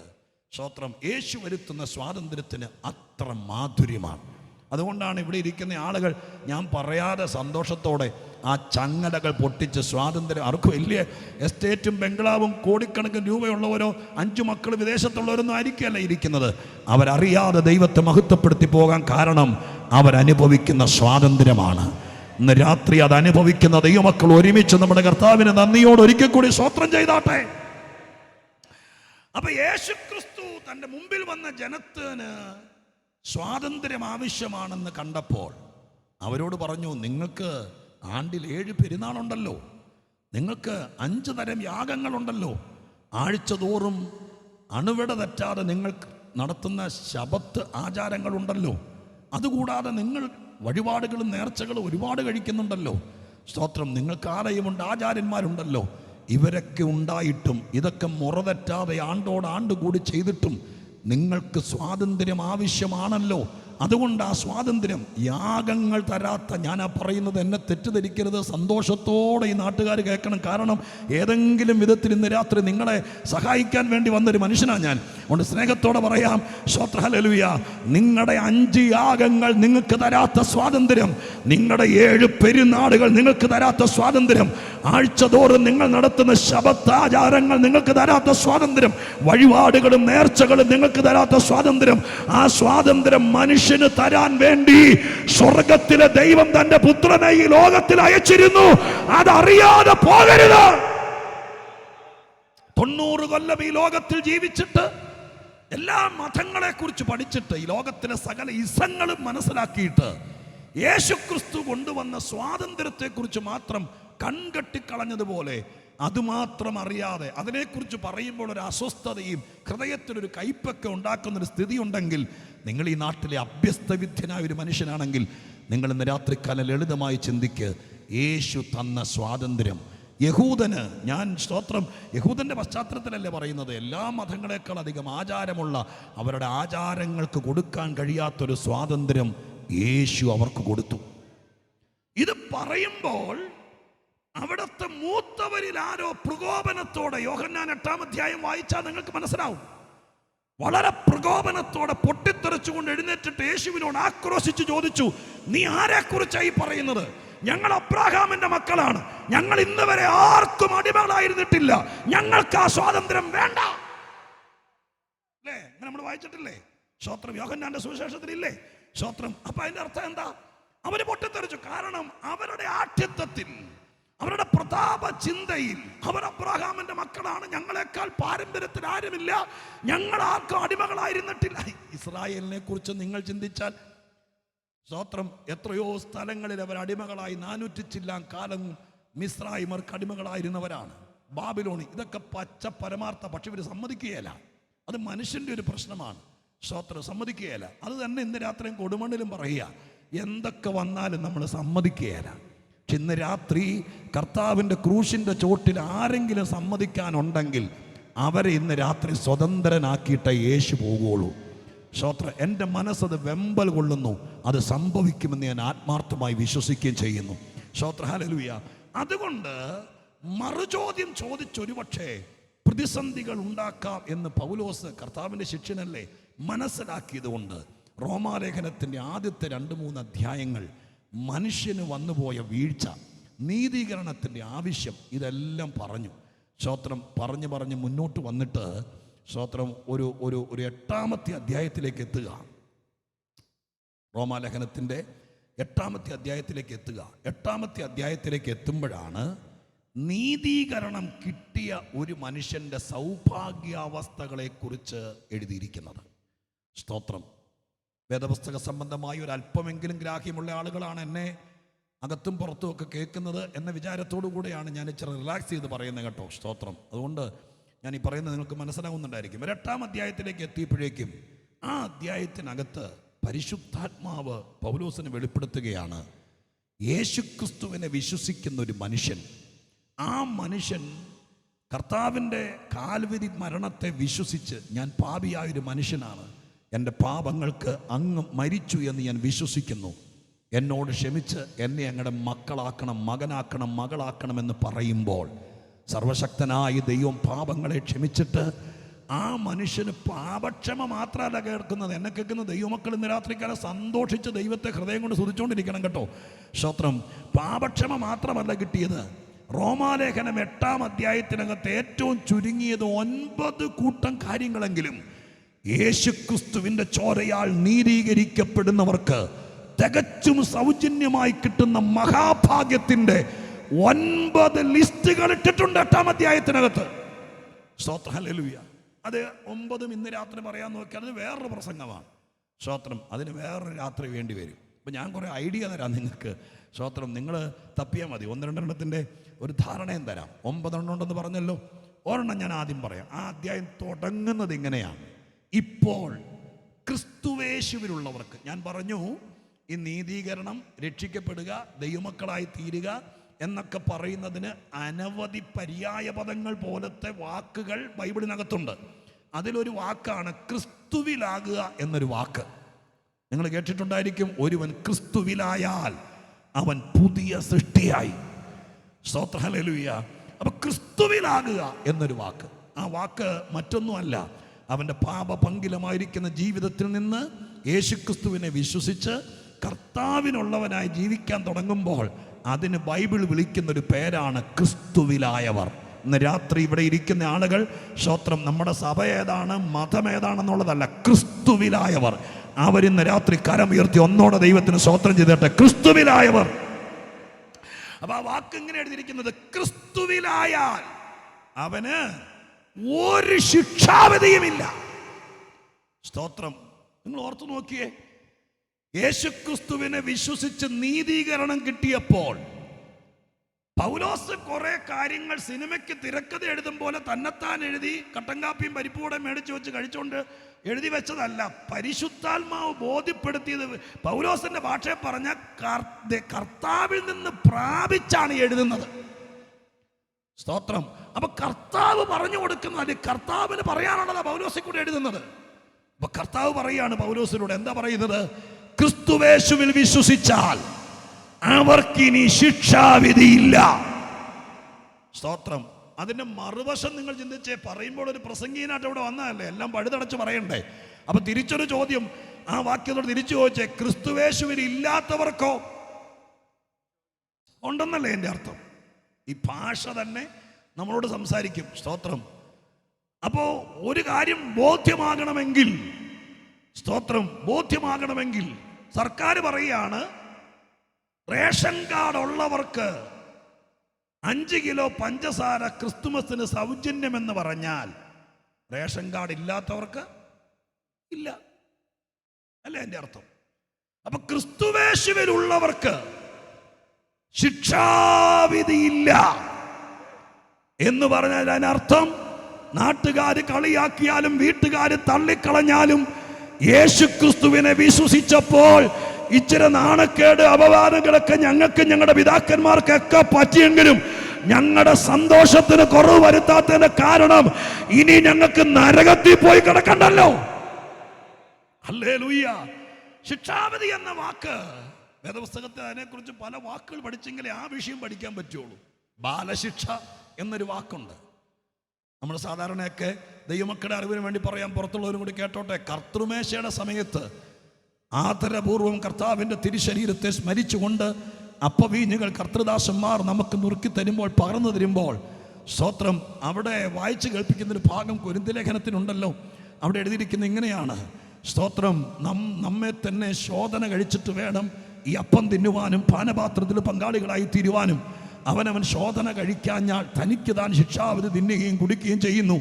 എന്നിട്ട് ബലഹീനരാകുന്നു. എന്നിട്ട് എഴുതിയിരിക്കുന്നത് ഇങ്ങനെയാണ്: ലോകത്തോടുകൂടെ ശിക്ഷാവിധിയിൽ അകപ്പെടാതിരിക്കേണ്ടതിന് കർത്താവ് നമ്മളെ ബാലശിക്ഷ കഴിക്കുകയാകുന്നു. അതിനർത്ഥം ഇപ്പൊ ഞാൻ പറഞ്ഞ് കേട്ടോടങ്ങോട്ട് നിങ്ങൾക്ക് നെറ്റി ഉണങ്ങി കാണും. സ്തോത്രം, ഈ കൂട്ടർക്ക് മാത്രം ഇനി ഒരു ശിക്ഷയില്ല, തോന്നിയ പോലെ ജീവിക്കാം. അതല്ല എന്നർത്ഥം. സ്തോത്രം, ഈ ലോകത്തിൽ മറ്റാരെന്ത് ചെയ്യുന്നതിനേക്കാൾ ഇന്ന് ഞങ്ങൾക്കൊരപ്പനുണ്ട്, രക്ഷിക്കപ്പെട്ടവൻ. അതുകൊണ്ട് ഈ മാർഗത്തിൽ വന്നിട്ട് ആരെങ്കിലും വേണ്ടാത്ത കാര്യങ്ങൾ ചെയ്താൽ ഞങ്ങളുടെ സ്വർഗത്തിലെ അപ്പൻ ഞങ്ങളെ ബാലശിക്ഷ കഴിക്കും. അതെന്തിനാ ഇവിടെ വെച്ച് ബാലശിക്ഷ കഴിക്കുന്നത്? അവിടെ തന്നെ എഴുതിയിരിക്കുന്നു, ലോകത്തോടുകൂടെ ശിക്ഷാവിധിയിൽ അകപ്പെടാതിരിക്കേണ്ടതിന്. അപ്പൊ ലോകത്തിന് ശിക്ഷാവിധിയുണ്ട്. ദൈവത്തിന്റെ മക്കളെ അപ്പോൾ ഒരപ്പൻ മകനെ തല്ലി വളർത്തുന്നത് പോലെ തെറ്റ് കണ്ടാൽ ശിക്ഷിക്കുന്നവനാണ് ഞങ്ങളുടെ സ്വർഗസ്ഥനായ പിതാവ്. നീതിയുള്ളവനാണ്, ന്യായം വിധിക്കുന്നവനാണ്. അതുകൊണ്ട് ഞങ്ങൾ ദൈവത്തെ കുറിച്ച് അഭിമാനം കൊള്ളുന്നു. ഇവിടെ എന്തെങ്കിലും പോരായ്മ വന്നാൽ ദൈവം ബാലശിക്ഷ കഴിക്കും. പക്ഷെ ഭാഗ്യം എന്നറിയാം, സ്തോത്രം, ശിക്ഷാവിധിയില്ല. അതുകൊണ്ട് രക്ഷിക്കപ്പെട്ട് ജീവന്റെ പുസ്തകത്തിൽ പേരുണ്ട് കർത്താവിനെ വിശ്വസിച്ച് ക്രിസ്തുവിലായാൽ ഇവിടെ വെച്ച് ലഭിച്ച ഏറ്റവും വലിയ ഭാഗ്യം, മാനവവർഗം മുഴുവൻ പാപം ചെയ്തത് നിമിത്തം ദൈവത്തിൽ നിന്ന് അകന്നതുകൊണ്ട് നിത്യനാശത്തിന് യോഗ്യരാണ്. പക്ഷെ യേശുക്രിസ്തുവിൽ വിശ്വസിച്ചപ്പോൾ ആ വിശ്വസിക്കുന്നവരുടെ ശിക്ഷാവിധി മാറിപ്പോയി. സ്തോത്രം. ഞാൻ വിചാരിക്കുക, ഇനി ഒരായുസിൽ ജോലി രാജിവെച്ച് ആരാധിക്കാൻ ഈ ഒരൊറ്റ വാക്യം മാത്രം മതി. ഇനിയിപ്പോൾ വീട് കിട്ടിയില്ലെങ്കിലും ജോലി കിട്ടിയില്ലെങ്കിലും കൊച്ചിന് പ്രൊമോഷൻ കിട്ടിയില്ലെങ്കിലും സ്തോത്രം, വാടക വീട്ടിൽ തന്നെ കടന്ന് മരിക്കേണ്ട വന്നാലും എൻ്റെ പൊന്ന് പ്രിയപ്പെട്ടവരെ, 5 നില വീട്ടിൽ സ്തോത്രം കിടന്ന്, അല്ലെങ്കിൽ 5 മുറിയുള്ള വീട്ടിൽ കിടന്ന് മരിച്ചിട്ട് നരകത്തിൽ പോയി കിടക്കുന്നതിനേക്കാൾ സ്തോത്രഹല്ലേലൂയ, നമ്മുടെ പിതാക്കന്മാർ പലരും ചെരിപ്പിടാത്ത കാലമുണ്ട്. ഭവനരഹിതരായി ഒറ്റപ്പെട്ട് ദേശം വിട്ട് കടയോരത്തും കടത്തിൻ്റെയിലൊക്കെ കിടന്ന് മരിച്ച ഭക്തന്മാരുണ്ട്. കേരളത്തിൻ്റെ വിശ്വാസ ചരിത്രത്തിൻ്റെ പിന്നാമ്പുറം നോക്കിയാൽ ശവസംസ്കാരം നടത്താൻ പോലും സമ്മതിക്കാത്ത കാലമുണ്ടായിരുന്നു. എന്നാലും അവർ സന്തോഷിച്ചത് ഈ മാർഗം വിട്ട് പോകാതിരുന്നത് എന്തുകൊണ്ടാണെന്നറിയാമോ? നരകത്തിൽ പോകണ്ടല്ലോ. പിന്നെ രാത്രികാലം ദൈവമക്കൾക്ക് എത്ര പേർക്ക് സന്തോഷമുണ്ട്? യേശുക്രിസ്തുവിനെ വിശ്വസിച്ചത് കൊണ്ട്. സ്തോത്രം. എല്ലാ പ്രാർത്ഥനയൊന്നും ചിലപ്പോൾ മറുപടി കിട്ടിയെന്നിരിക്കുകയല്ല, എല്ലാ ആഗ്രഹങ്ങളും നടന്നെന്നിരിക്കുകയല്ല.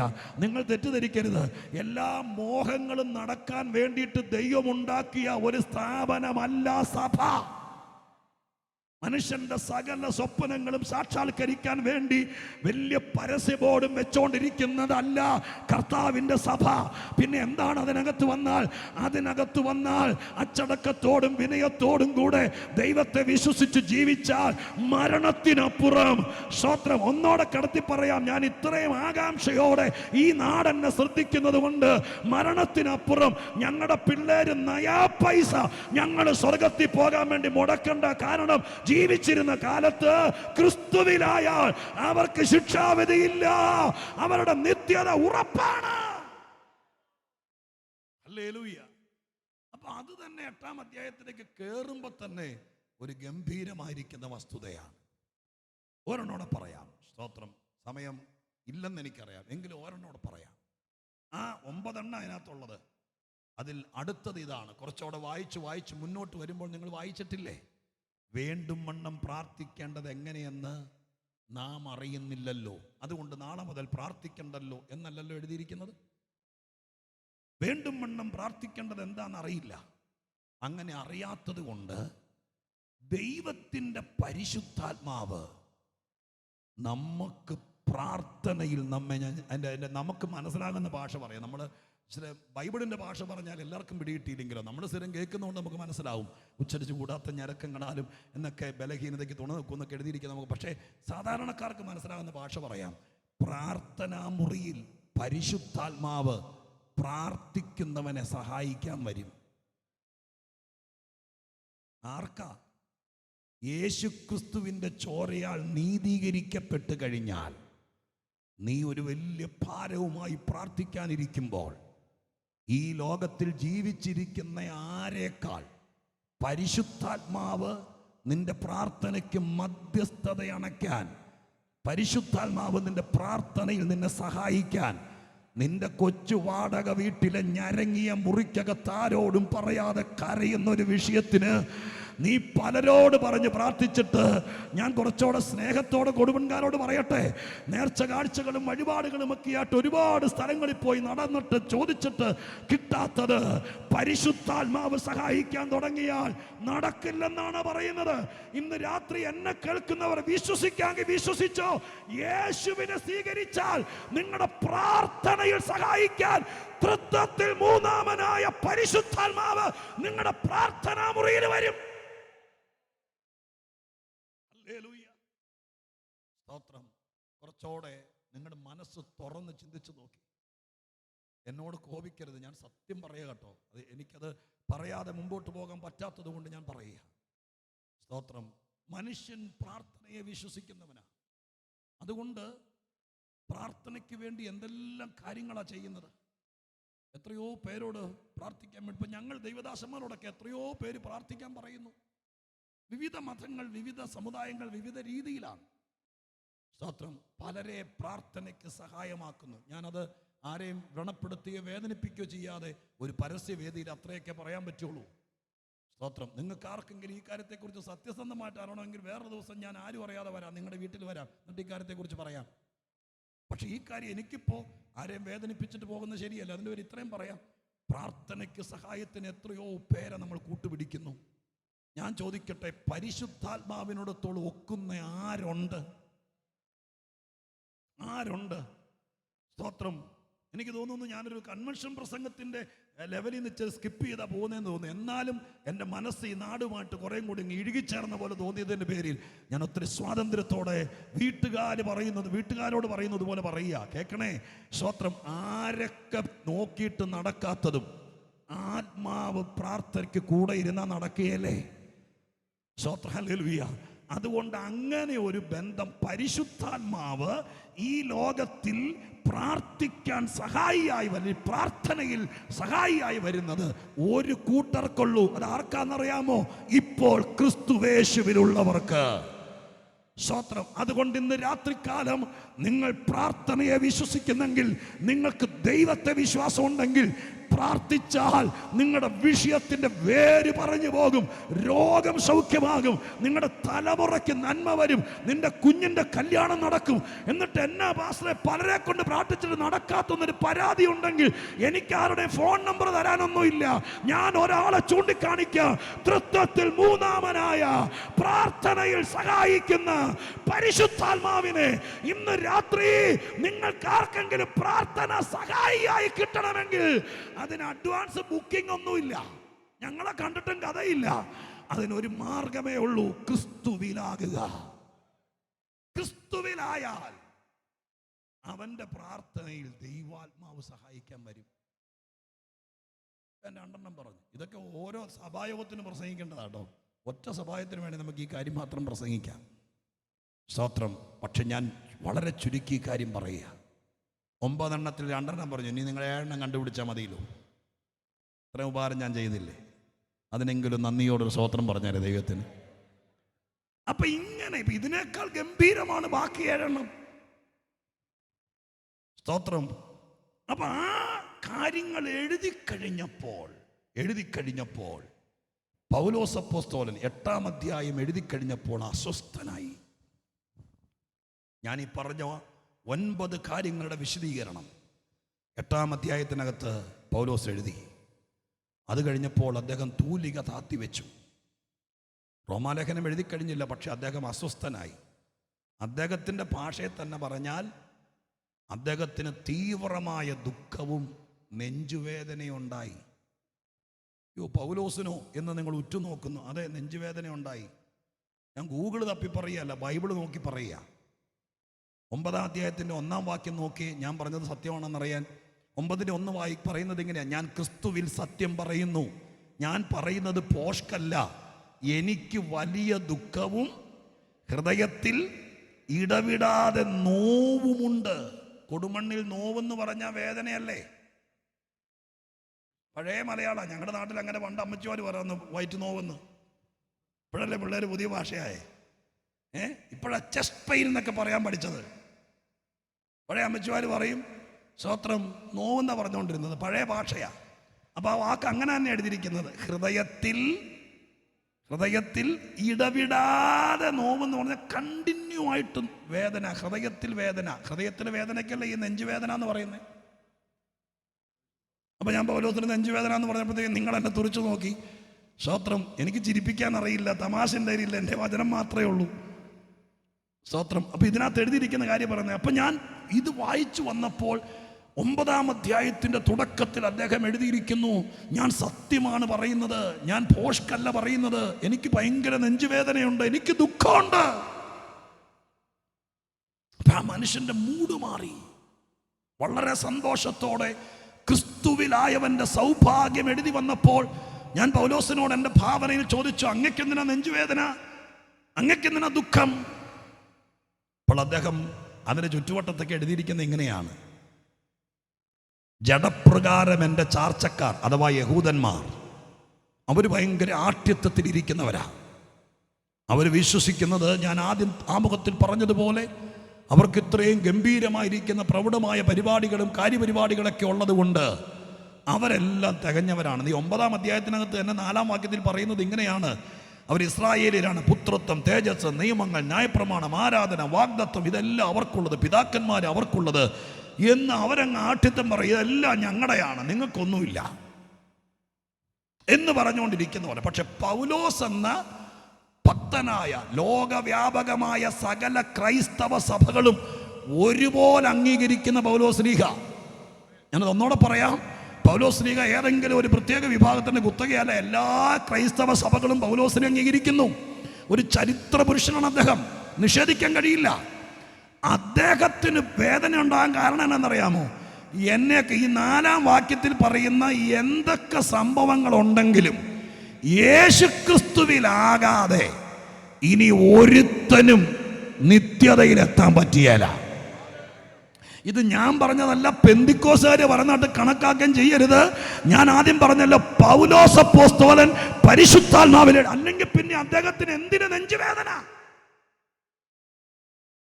സ്തോത്രം. അവിടെ എഴുതിയിരിക്കുന്നു, എന്റെ സഹോദരന്മാർ എന്ന് വെച്ചാൽ ആഠ്യത്വത്തിലും പാരമ്പര്യത്തിലും വലിയ മതിലെ കുരുത്തവരായിരിക്കുന്ന യഹൂദന്മാർ. അവരെ ഓർക്കുമ്പോൾ എനിക്ക് സഹിക്കാൻ വയ്യ. അവരോട് ഇത് പറഞ്ഞിട്ട് മനസ്സിലാകുന്നില്ല, അവർക്കിത് ഗ്രഹിക്കാൻ കഴിയുന്നില്ല. അതോർക്കുമ്പോൾ എനിക്ക് ഇടവിടാതെ ഹൃദയത്തിൽ നോവാണ്. സ്തോത്രം. എന്നെ കേൾക്കുന്ന പ്രിയപ്പെട്ടവരെ, നിങ്ങൾക്ക് വിശ്വസിക്കാൻ പറ്റുമെങ്കിൽ ഇന്ന് രാത്രി വിശ്വസിക്കണം. സത്യസന്ധമായിട്ടും പരമാർത്ഥമായി നടത്തുന്ന ഒരു സുവിശേഷ യോഗത്തിൻ്റെ പുറകിൽ ഈ വേദനയാണ് വിഷയം. സ്തോത്രം. അതിന് വളരെ ഏതെങ്കിലുമൊക്കെ കാര്യത്തിനത് ഞങ്ങൾ സമ്മതിക്കുന്നു. അപജയങ്ങളും പോരായ്മകളും പരിജ്ഞാനക്കേടും വെളിവുകേടും ഒക്കെ ഇതിനകത്തൊക്കെ സംഭവിച്ചിട്ടുണ്ട്. പക്ഷെ ഞാൻ സുവിശേഷത്തിൻ്റെ പ്രതിനിധി എന്ന നിലയ്ക്ക്, ഒരു സഭയുടെയോ സംഘടനയുടെയോ ഒരു പ്രത്യേക വിഭാഗത്തിൻ്റെ ഒന്നുമല്ല, സത്യസുവിശേഷത്തിൻ്റെ ഒരു പ്രതിനിധി എന്ന നിലയ്ക്ക് പറയാം, ഇങ്ങനെ ഒരു യോഗം ആരുടെയെങ്കിലും വീട്ടുമുറ്റത്ത് വെച്ച് നടത്താൻ പ്രേരണയുണ്ടായി നടത്തിയാൽ അതിൻ്റെ പുറകിൽ ഇതാണ്. ചാർച്ചക്കാരും കുടുംബക്കാർക്കും ഇത് മനസ്സിലാകുന്നില്ലല്ലോ എന്ന വേദനയാണ് വാസ്തവത്തിൽ സുവിശേഷത്തിൻ്റെ പുറകിൽ. സ്തോത്രം. നമ്മുടെ നാടിൻ്റെ രീതി അനുസരിച്ച് കാലാവസ്ഥയൊക്കെ മാറി ഇതുപോലത്തെ മഴയില്ലാത്തൊരു കാലം വരുമ്പോൾ മുക്കിന് കൺവെൻഷനൊക്കെ നടത്തുന്നു. അതിൻ്റെ പുറകിലെ പരമാർത്ഥത ഇതാണ്. സ്തോത്രം. ഇത് മനസ്സിലാക്കിയ ദീർഘദർശി പൗലോസ് ആ കാര്യം മനസ്സിലാക്കിയപ്പോൾ അദ്ദേഹം നൊമ്പരപ്പെട്ടു, വേദനപ്പെട്ടു. ആ വേദന കൊണ്ട് അദ്ദേഹം അസ്വസ്ഥനായി. എന്നിട്ട് അദ്ദേഹം എന്ത് ചെയ്തു? ഇച്ചിരി വേദന കൊണ്ട് അവിടെ ഇരിക്കുകയല്ല ചെയ്തത്, അദ്ദേഹം ഒരു അന്വേഷണം നടത്തി. അന്വേഷണം മറ്റൊന്നുമല്ല, എൻ്റെ ചാർച്ചക്കാരെ രക്ഷിപ്പാൻ എന്തെങ്കിലും ഒരു വഴിയുണ്ടോ എന്ന അന്വേഷണം നടത്തിയത് വിശുദ്ധ ബൈബിളിലെ പ്രവാചക ഗ്രന്ഥങ്ങളിലും സങ്കീർത്തന പുസ്തകങ്ങളിലുമാണ്. അങ്ങനെ ഒരു അന്വേഷണം നടത്തിയപ്പോൾ അദ്ദേഹം പഴയ നിയമത്തിൽ നിന്ന് 22 വാക്യങ്ങൾ കണ്ടെത്തി. 22 വാക്യങ്ങൾ. സ്തോത്രം. ആ 22 വാക്യങ്ങൾ ചേർത്തിണക്കി എഴുതിയ ഒരു പ്രത്യേക പാക്കേജാണ് റോമാലേഖനത്തിലെ 9, 10, 11 അധ്യായങ്ങൾ.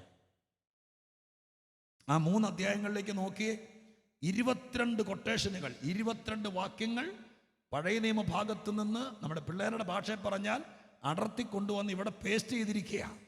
ഒന്ന് നോക്കി, അവിടെ നോക്കിയാൽ ഞാൻ പെട്ടെന്ന് ഞാനീ പറയുന്നത് വെറും സ്തോത്രം ഒച്ചപ്പാടും ബഹളം ബ്ലണ്ടറാൻ തോന്നരുത്. നിങ്ങൾക്കിത് മനസ്സിലാകണം. അതുകൊണ്ട് ഞാനിത് പറഞ്ഞിട്ട് വേഗത്തിൽ അവസാന ഭാഗത്തേക്ക് വരാം. അവിടെ എഴുതിയിരിക്കുന്നത് 7-ാമത്തെ വാക്യത്തിലേക്ക് നോക്കി. 7 പറഞ്ഞിരിക്കുന്നത് ഇങ്ങനെയാണ്. 7-ാമത്തെ വാക്യം നോക്കി, വായിക്കണ്ട, നോക്കിയാൽ മതി. അതൊരു ഇൻവെർട്ടഡ് കോമയ്ക്കകത്ത് ഇട്ടിരിക്കുന്നത് അല്ലേ? 7-ാമത്തെ വാക്യം മലയാളത്തിൽ അങ്ങനെയാണ്. 9-ാമത്തെ വാക്യം ഇൻവെർട്ടഡ് കോമയ്ക്കകത്താ. 12-ാമത്തെ വാക്യം, 13-ാമത്തെ വാക്യം, പിന്നെ 15-ാമത്തെ വാക്യം, 17-ാമത്തെ വാക്യം, 25-ാമത്തെ വാക്യം, പിന്നെ 27-ാമത്തെ വാക്യം, 29-ാമത്തെ. നോക്ക്, അങ്ങോട്ട് എണ്ണിയാൽ ഇപ്പം ഇരുന്ന് എണ്ണരുത് എൻ്റെ പ്രിയ കൂടപ്പുറപ്പ്. കാരണം സ്തോത്രം, ഇപ്പം ഇരുന്ന് എണ്ണിയാൽ ഈ പ്രസംഗം നിങ്ങൾക്ക് പിടികിട്ടുകയല്ല. നിങ്ങൾ എണ്ണിയാവട്ടെ 22 ഒറ്റയടിക്ക് കിട്ടിയല്ല. വീട്ടിൽ പോയി സാവകാശമായിട്ട് നാളെ ആരാധന കഴിഞ്ഞ് ഉച്ച കഴിഞ്ഞിട്ട് അച്ചാനെയും കൂടി പിടിച്ചിരുത്തി 2 പേരും കൂടി എണ്ണ. സ്തോത്രം. അപ്പം നമുക്ക് ഞാനിതൊക്കെ എണ്ണി തിട്ടപ്പെടുത്തി അടിവരയിട്ട് വെച്ചിട്ടാണ് രണ്ടും കൽപ്പിച്ച് പ്രസംഗിക്കാൻ ഇറങ്ങിയത്. അപ്പോൾ ഇതുണ്ടെന്നുള്ള കാര്യം സത്യമാണ്. ഇപ്പോൾ കേട്ടപ്പോഴത്തേക്ക് നമ്മൾ എണ്ണാൻ തുടങ്ങിയാൽ സ്തോത്രം എൻ്റെ പ്രസംഗം ഇപ്പം തീരും. നിങ്ങൾക്കിതൊന്നും പിടികിട്ടുകയില്ല. 22 വാക്യങ്ങൾ അദ്ദേഹം കണ്ടെത്തി. 22 വാക്യങ്ങൾക്കകത്ത് അദ്ദേഹം കണ്ടെത്തിയ രത്നച്ചുരുക്കം ഇതാണ്. സ്തോത്രം. അബ്രാഹാമിൻ്റെ സന്തതികളെ ദൈവത്തിന് മറക്കാൻ കഴിയില്ല. ഹല്ലേലൂയ. അത് വിശുദ്ധ ബൈബിളിൻ്റെ ഒരു പ്രത്യേക വിഷയമാണ്. അതിന്ന് രാത്രി ഈ നാട്ടിൽ വിശദീകരിക്കേണ്ട കാര്യമില്ലാത്തത് കൊണ്ട് ആ പശ്ചാത്തലങ്ങൾ നിർത്തിയിട്ട് 9, 10, 11 അധ്യായങ്ങൾക്കകത്ത് ഇത്രയും പ്രമാദമായിരിക്കുന്ന കാര്യങ്ങൾ പറഞ്ഞു വരുമ്പോൾ അതിനകത്ത് ഇനിയാണ് ഞാൻ ആ വായിച്ച വാക്യത്തിൻ്റെ ഏറ്റവും പ്രധാനപ്പെട്ട കാര്യം നിങ്ങളുമായിട്ട് പങ്കുവയ്ക്കാൻ ആഗ്രഹിക്കുന്നത്. അതോടെ കേൾക്കാതെ നിങ്ങൾ അസഹിഷ്ണുരാകരുത്. ബാക്കിയുള്ള ഒരല്പസമയം കൊണ്ട് ഞാൻ ആ ബാക്കി കാര്യങ്ങൾ പറയാം. കേൾക്കണേ. അപ്പോൾ പൗലോസ് യഹൂദന്മാരെ കുറിച്ച്, അദ്ദേഹത്തിൻ്റെ ചാർച്ചക്കാരാണല്ലോ, കുറച്ച് കാര്യങ്ങൾ കണ്ടു കേട്ടതിന് ശേഷം എന്നിട്ട് സ്തോത്രം വിശ്വാസത്തിലേക്ക് വന്ന ജാതികൾ എന്ന് പറഞ്ഞാൽ പഴയ നിയമകാലത്ത് 2 കൂട്ടരെ ലോകത്തിലുണ്ടായിരുന്നുള്ളൂ. ഒന്ന് യഹൂദന്മാർ. യഹൂദ മതത്തിൽ ജനിക്കാത്ത മുഴുവൻ ആളുകളെ ബൈബിൾ വിളിച്ചിരുന്നു ജാതികൾ. ഇപ്പോൾ നമ്മൾ ജീവിച്ചിരിക്കുന്ന ഈ കാലഘട്ടത്തിൽ 3 കൂട്ടരെ ലോകത്തിലുള്ളൂ. സർക്കാരിൻ്റെ സ്തോത്രം ഡാറ്റയ്ക്കകത്ത് എത്ര വിഭാഗം ഉണ്ടെങ്കിലും ദൈവത്തിൻ്റെ ദൃഷ്ടിയിൽ ഇന്ന് 3 കൂട്ടരെ ലോകത്തിലുള്ളൂ. 1 യഹൂദന്മാർ, 2 യഹൂദ മതത്തിൽ പറക്കാത്ത മുഴുവൻ ആളുകൾ ജാതികൾ, 3 2000 വർഷമായി കർത്താവിൻ്റെ സഭ ഇവിടെ ഉണ്ടായതുകൊണ്ട് യഹൂദന്മാരിൽ നിന്നും ജാതികളിൽ നിന്നും യേശുക്രിസ്തുവിനെ സ്വീകരിച്ച് രക്ഷിക്കപ്പെട്ട ആളുകൾ കൂടുന്ന ദൈവത്തിൻ്റെ സഭ. ഇങ്ങനെ 3 കൂട്ടരെ ലോകത്തിലുള്ളൂ. ഹല്ലേലൂയ. ഈ സ്തോത്രം റോമർക്ക് ലേഖനം എഴുതുന്ന സമയത്ത് സ്തോത്രം യഹൂദ മതത്തിൽ ജനിക്കാതെ ഭാഗ്യവശാൽ, ഞാൻ ആദ്യം പറഞ്ഞതുപോലെ ഭാഗ്യവശാൽ യേശുക്രിസ്തുവിനെ വിശ്വസിച്ച ആളുകൾ അവർക്ക് ലഭിച്ച ഭാഗ്യത്തെക്കുറിച്ച് എഴുതിയപ്പോൾ ആ വിധത്തിലേക്ക് വരാനുള്ള പ്രോസസ് അത് അദ്ദേഹം ഒരു ആലങ്കാരികമായിട്ട് പറയുകയാണ്. 11-ാം അധ്യായത്തിൻ്റെ ഏകദേശം 13-ാം വാക്യം മുതൽ 24-ാം വാക്യം വരെയും സ്തോത്രം ആ വിധത്തിലാണ് പരാമർശിക്കുന്നത്. സ്തോത്രം എങ്ങനെയാണ് പരാമർശിക്കുന്നത് പറയാം. അന്നത്തെ ബൈബിളിൻ്റെ ഒരു പ്രത്യേകത ഇതാണ്. ബൈബിളിൻ്റെ ഉള്ളടക്കത്തിലെ പല കാര്യങ്ങളും സ്തോത്രം ആളുകൾക്ക് മനസ്സിലാകുന്ന ഭാഷയിലാണ് എഴുതുന്നത്. പ്രത്യേകിച്ച് ഞാനത് പറഞ്ഞു വരുന്ന കൂട്ടത്തിൽ ഇതോടെ പറയാം. ബൈബിളിൻ്റെ വാക്യങ്ങൾ 5 വിഭാഗത്തിലാണ് കിടക്കുന്നത്. 5 വിഭാഗത്തിൽ വേണമെങ്കിൽ എല്ലാവരും അറിഞ്ഞിരിക്കുന്നത് നല്ലതാണ്. ബൈബിളിലെ കുറേ വാക്യങ്ങൾ ഹിസ്റ്റോറിക്കൽ മീനിങ് ആണ്, ചരിത്രപരമായ അർത്ഥത്തിൽ എഴുതിയിരിക്കുന്നത്. ചരിത്രമാണ്.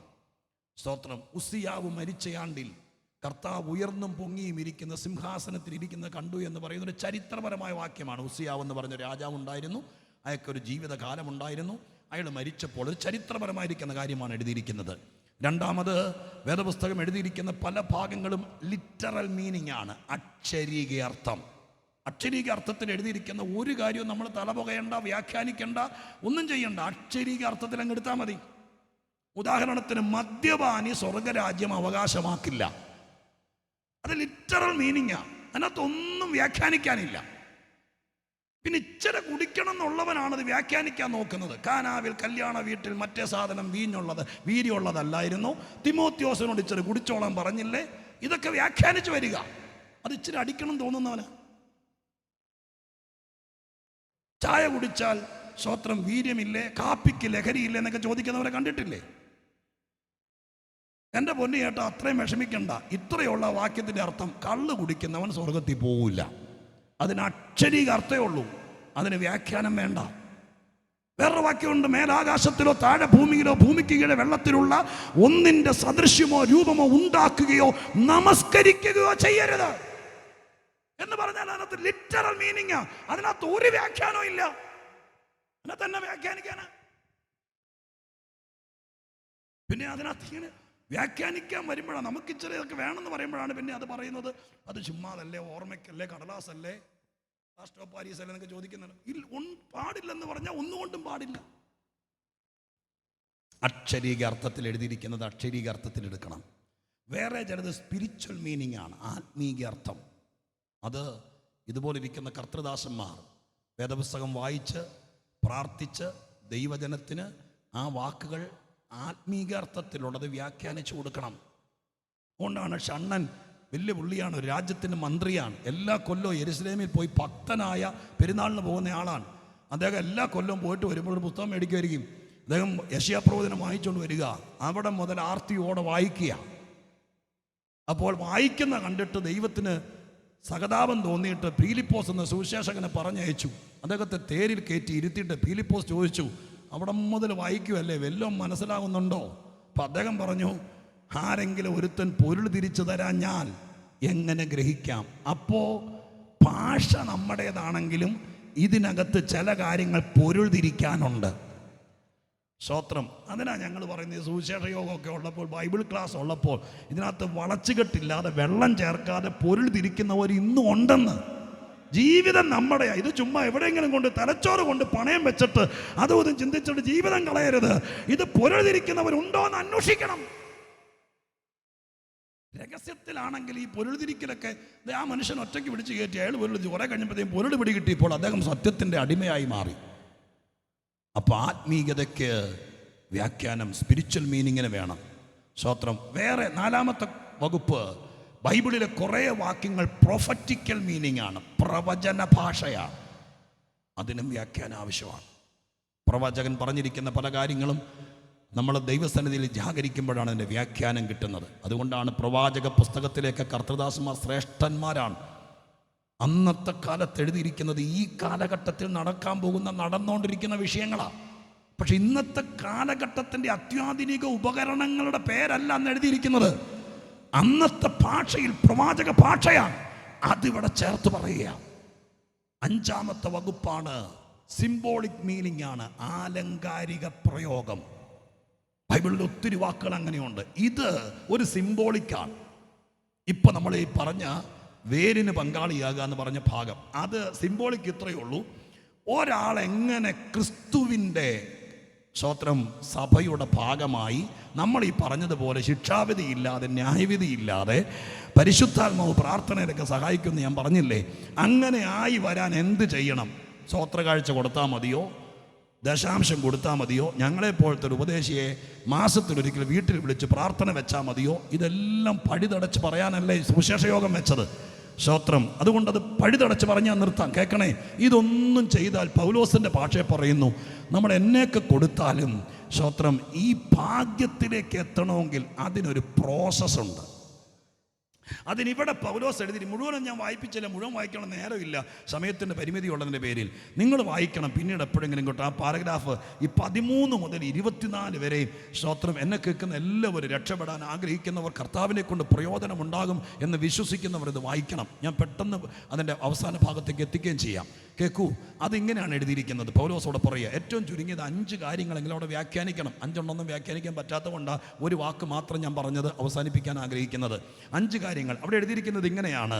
സ്തോത്രം, ഇങ്ങനെ എഴുതിയിരിക്കുക, നമ്മളോട് വെച്ച് പറയുക, കാട്ടൊലിവായിരുന്ന നിന്നെ ആ കാട്ടൊലിവിൽ നിന്ന് വെട്ടിയെടുത്ത്, എന്നിട്ട് ഏറ്റവും 24-ാമത്തെ വാക്യം തീരുന്നത് എങ്ങനെ നോക്കിയേ, സ്വന്തമായ ഒലിവുമരത്തിൽ എത്രയധികം ഒട്ടിക്കും. ആ വാക്യം തീരുന്നത് എങ്ങനെയാണ്, സ്വന്തമായ ഒലിവുമരം. ആരുടെ സ്വന്തം? ദൈവത്തിൻ്റെ സ്വന്തം, അല്ലാതെ പിന്നെ ആരുടെ? പൗലോസിൻ്റെ സ്വന്തം. പൗലോസിൻ്റെ സ്വന്തം ഇവിടെ ഞാൻ പറഞ്ഞ സിംബോളിക്കാണ്. ഏതോ യഹൂദന്റെ അടുക്കളപ്പുറത്ത് നിൽക്കുന്ന ഒലിവുമരത്തിന്റെ കാര്യമല്ലേ പറയുന്നത്. ഇവിടെ സ്വന്തം എന്ന് പറഞ്ഞിട്ടുണ്ടെങ്കിൽ ആരുടെ സ്വന്തം എന്നൊരു ചോദ്യം വരണം. ആരുടെ സ്വന്തം? ഇവിടത്തെ ഒരു മതത്തിൻ്റെ അല്ല, സമുദായത്തിൻ്റെ അല്ല. ഇവിടെ പറയുന്ന സ്വന്തം എന്ന് പറയണമെങ്കിൽ അത് മറ്റാരുടെ അല്ല, പൗലോസിന്റെ അല്ല, പിന്നെ ആരുടെയാണ്? ഒരു പ്രസ്ഥാനത്തിന്റെ അല്ല. ഇവിടെ പറയുന്ന സ്വന്തം എന്ന് പറയുന്നത് മഹാദൈവത്തിന്റെ സ്വന്തം. അപ്പൊ അങ്ങനെയാണെങ്കിൽ വ്യാഖ്യാനിക്കണം. എങ്ങനെ വ്യാഖ്യാനിക്കണം? ദൈവത്തിന് സ്വന്തമായിട്ടൊരു ഒലിവുമരം. അതേതായി ഒലിവുമരം? ഞാൻ പറയാം, 1 മിനിറ്റ് കൊണ്ട് പറയാം. ഏതൊക്കെയാലും വഴിയിലിട്ടിട്ട് പോകത്തില്ല, നിങ്ങളെ തീർത്തിട്ടേ അവസാനിപ്പിക്കുകയുള്ളൂ. സ്തോത്രം. അപ്പൊ ഇവിടെ എഴുതിയിരിക്കുന്നു, ഈ ഭാഗങ്ങൾ വിസ്തരിക്കണം. കാട്ടും ഒലിവ് അതെന്താണ്? അതിൽ നിന്ന് വെട്ടിയെടുത്ത ആ കാട്ടുമര കൊമ്പ്, അത് വെട്ടിയെടുത്തിട്ട് മുനിസിപ്പാലിറ്റിക്കാർ കൊണ്ടുപോയി വേസ്റ്റ് കളഞ്ഞതുപോലെ കളയുകയല്ല, അല്ലെങ്കിൽ വെട്ടിയെടുത്തവൻ അവനവൻ കൊണ്ടുപോയി അവനവൻ്റെ മുറ്റത്ത് കൊണ്ട് നട്ടുപിടിപ്പിക്കുകയല്ല. പിന്നെ എന്തോ ചെയ്യണം? അത് കൊണ്ടുവന്ന് ദൈവത്തിൻ്റെ സ്വന്തം ഒലിവുമരത്തിൽ ഒട്ടിക്കണം. അങ്ങനെ ഒട്ടിക്കുമ്പോൾ ഈ ഒട്ടിച്ച കൊമ്പിന്, നമ്മൾ ഇവിടെ വായിച്ചത് 17-ാം വാക്യം ഇങ്ങനെയാണ്, ഈ ഒലിവുമരത്തിൻ്റെ അടിയിൽ ഒരു വേര് മറഞ്ഞു കിടക്കുന്നുണ്ട്. ആ വേരുമായിട്ട് പങ്കാളിത്തമുണ്ടാകും. അപ്പൊ ഇന്ന് രാത്രി ഇനി പെട്ടെന്ന് തന്നെ ശ്രദ്ധിച്ചിരിക്കണം, അശ്രദ്ധരാകാതിരിക്കുകയാണെങ്കിൽ പെട്ടെന്ന് ഒരേ വാക്കിൽ ഞാൻ പറയാം. സ്തോത്രം. ഏതാണ് ഈ കാട്ടുമരം? സ്തോത്രം. ലോകത്തിൽ നമ്മളൊക്കെ ജനിച്ചു വളർന്നത് വിവിധ പശ്ചാത്തലത്തിലാണ്. സ്തോത്രം. അവിടെ നിന്ന സമയത്ത് ഞാൻ എൻ്റെ കാര്യം പറയാം. ഇന്നേക്ക് 10-35 വർഷങ്ങൾക്ക് മുമ്പ് എൻ്റെ അപ്പനൊരു മുഴുക്കുടിയനായി ക്രിസ്തീയ കുടുംബത്തിലാണ് ജനിച്ചത്. സ്തോത്രം. അങ്ങനെ ജീവിക്കത്തക്ക നിലവാരത്തിൽ പോയപ്പോൾ ഞങ്ങളുടെ നാട്ടിൽ പലരും എൻ്റെ അപ്പനെ ഉപദേശിച്ചു, എടാ രക്ഷപ്പെടാൻ എൻ്റെ അപ്പന് ആഗ്രഹം ഉണ്ടായിരുന്നെന്ന് കൂടെ പറയുമായിരുന്നു. ബിസിനസ്സുകാരനായിരുന്നു, എന്ത് ചെയ്താലും പരാജയമായിരുന്നു. ഇപ്പം എൻ്റെ അപ്പനോട് ആരോ പറഞ്ഞു കൊടുത്ത്, ക്രിസ്ത്യാനികളുടെ മാർഗത്തിൽ അനുഗ്രഹിക്കുന്ന ദൈവങ്ങളൊന്നും ഇല്ല. അന്നത്തെ കാലത്ത് സ്തോത്രം അറിവുകേടുകൊണ്ട് ഇല്ലെന്ന് പറഞ്ഞിട്ട് പല മന്ത്രവാദം, ആഭിചാരം, സ്തോത്രം, മഷിനോട്ടം അടക്കം പല കാര്യങ്ങൾക്ക് പോയി. എങ്ങും പോയിട്ട് രക്ഷപ്പെടാതെ ഞങ്ങളുടെ കുടുംബത്തിനാകപ്പാടെ സങ്കടമായി. അന്ന് എനിക്കൊരു 17.5 വയസ്സ് പ്രായമുണ്ട്. ആ സമയത്ത് ഞാൻ ഈ പറഞ്ഞ പോലെ എന്ത് ചെയ്യണമെന്നറിയാതെ ഏതോ കാട്ടൊലിവിൽ നിന്ന് ഞങ്ങളെ ഭാഗ്യവശാൽ, എൻ്റെ അമ്മ, ഞാൻ വീട്ടിലെ മൂത്ത മോനാണ്, എൻ്റെ കയ്യിൽ തന്നുവിട്ടിരിക്കുന്ന വഴിപാടുകൾക്കും നേർച്ചകൾക്കും കണക്കില്ല. ചെരിപ്പിടാത്ത കാലുകൊണ്ട് എത്രയോ സ്ഥലങ്ങളിൽ എൻ്റെ അപ്പൻ്റെ മദ്യപാനം മാറാൻ, ഞങ്ങളുടെ കുടുംബത്തിൽ നിന്ന് ഗഡി പിടിക്കാൻ, ഞങ്ങളുടെ പഞ്ചായത്തിൽ ഒരു ഓലപ്പുര കിടക്കുന്ന ആരും അവസാന കാലത്തില്ലായിരുന്നു. ഞങ്ങൾക്കൊരു നന്മ വരാൻ വേണ്ടി പാവം എൻ്റെ അമ്മ എത്രയോ സ്ഥലങ്ങളിൽ വഴിപാടുകൾ, നേർച്ചകൾ മതം നോക്കാതെ, സമുദായം നോക്കാതെ തന്നുവിട്ടു. ഇതെല്ലാം രക്ഷപ്പെടാൻ വേണ്ടി ഞാൻ കൊണ്ട് അർപ്പിച്ചു. ഒരു രക്ഷയില്ലാതെ വന്നപ്പോൾ ഈ ത്യാഗം സഹിക്കുന്നത് സ്വർഗത്തിലെ ദൈവം കണ്ടിട്ട്, ദൈവം ഞങ്ങളുടെ വീട്ടിൽ വചനത്തിന്റെ വാളുമായി ഒരു ദൈവദാസനെ പറഞ്ഞയച്ചു. ഹല്ലേലൂയ. ഇന്ന് രാത്രിക്കാലം കേട്ടോളണം കേട്ടോ. ഞാൻ എൻ്റെ അനുഭവം ചേർത്ത് സത്യസുവിശേഷം പറയുക. അദ്ദേഹം വന്നിട്ട് കുഴലപ്പവും ചായയും കുടിച്ചിട്ട് ആഴ്ചയിൽ പോകുമല്ലായിരുന്നു. അദ്ദേഹം ഞങ്ങളെ പിടിച്ചിരുത്തി സത്യത്തിന്റെ വാതായനങ്ങൾ തുറന്നു. അദ്ദേഹത്തിന്റെ കയ്യിലിരുന്ന വചനം എടുത്തു കാണിച്ചു. ആ വചനം വാള് പോലെ കയറുന്നത് മനസ്സിലായി. പതുക്കെ ആ അഭിഷിക്തൻ വചനത്തിന്റെ വാള് കൊണ്ട് ഞങ്ങൾ നിന്നിരുന്ന പഴയ കാട്ടുമരത്തിൽ നിന്ന് സ്വർഗം ഞങ്ങളെ വെട്ടിയെടുത്തു. അതുകൊണ്ടാണ് ഇന്ന് രാത്രികാലം അധ്യക്ഷനായ ബഹുമാന ദൈവദാസൻ ഇവിടെ എന്നെ പരിചയപ്പെടുത്തുമ്പോൾ എന്റെ കണ്ണുകൾ നിറഞ്ഞാ ഞാൻ എഴുന്നേറ്റ് വന്നത്. നിങ്ങളുടെ മുമ്പിൽ ആമുഖമില്ലാതെ ഇവിടെ നിൽക്കാൻ എനിക്കൊരു യോഗ്യത കിട്ടിയത് ഞാൻ ആ കാട്ടുമരത്തിൽ നിന്ന് എത്ര പ്രാർത്ഥിച്ചാലും എത്ര കണഞ്ഞാലും ഇന്നാകുന്നത് പോലെ ആകില്ലായിരുന്നു.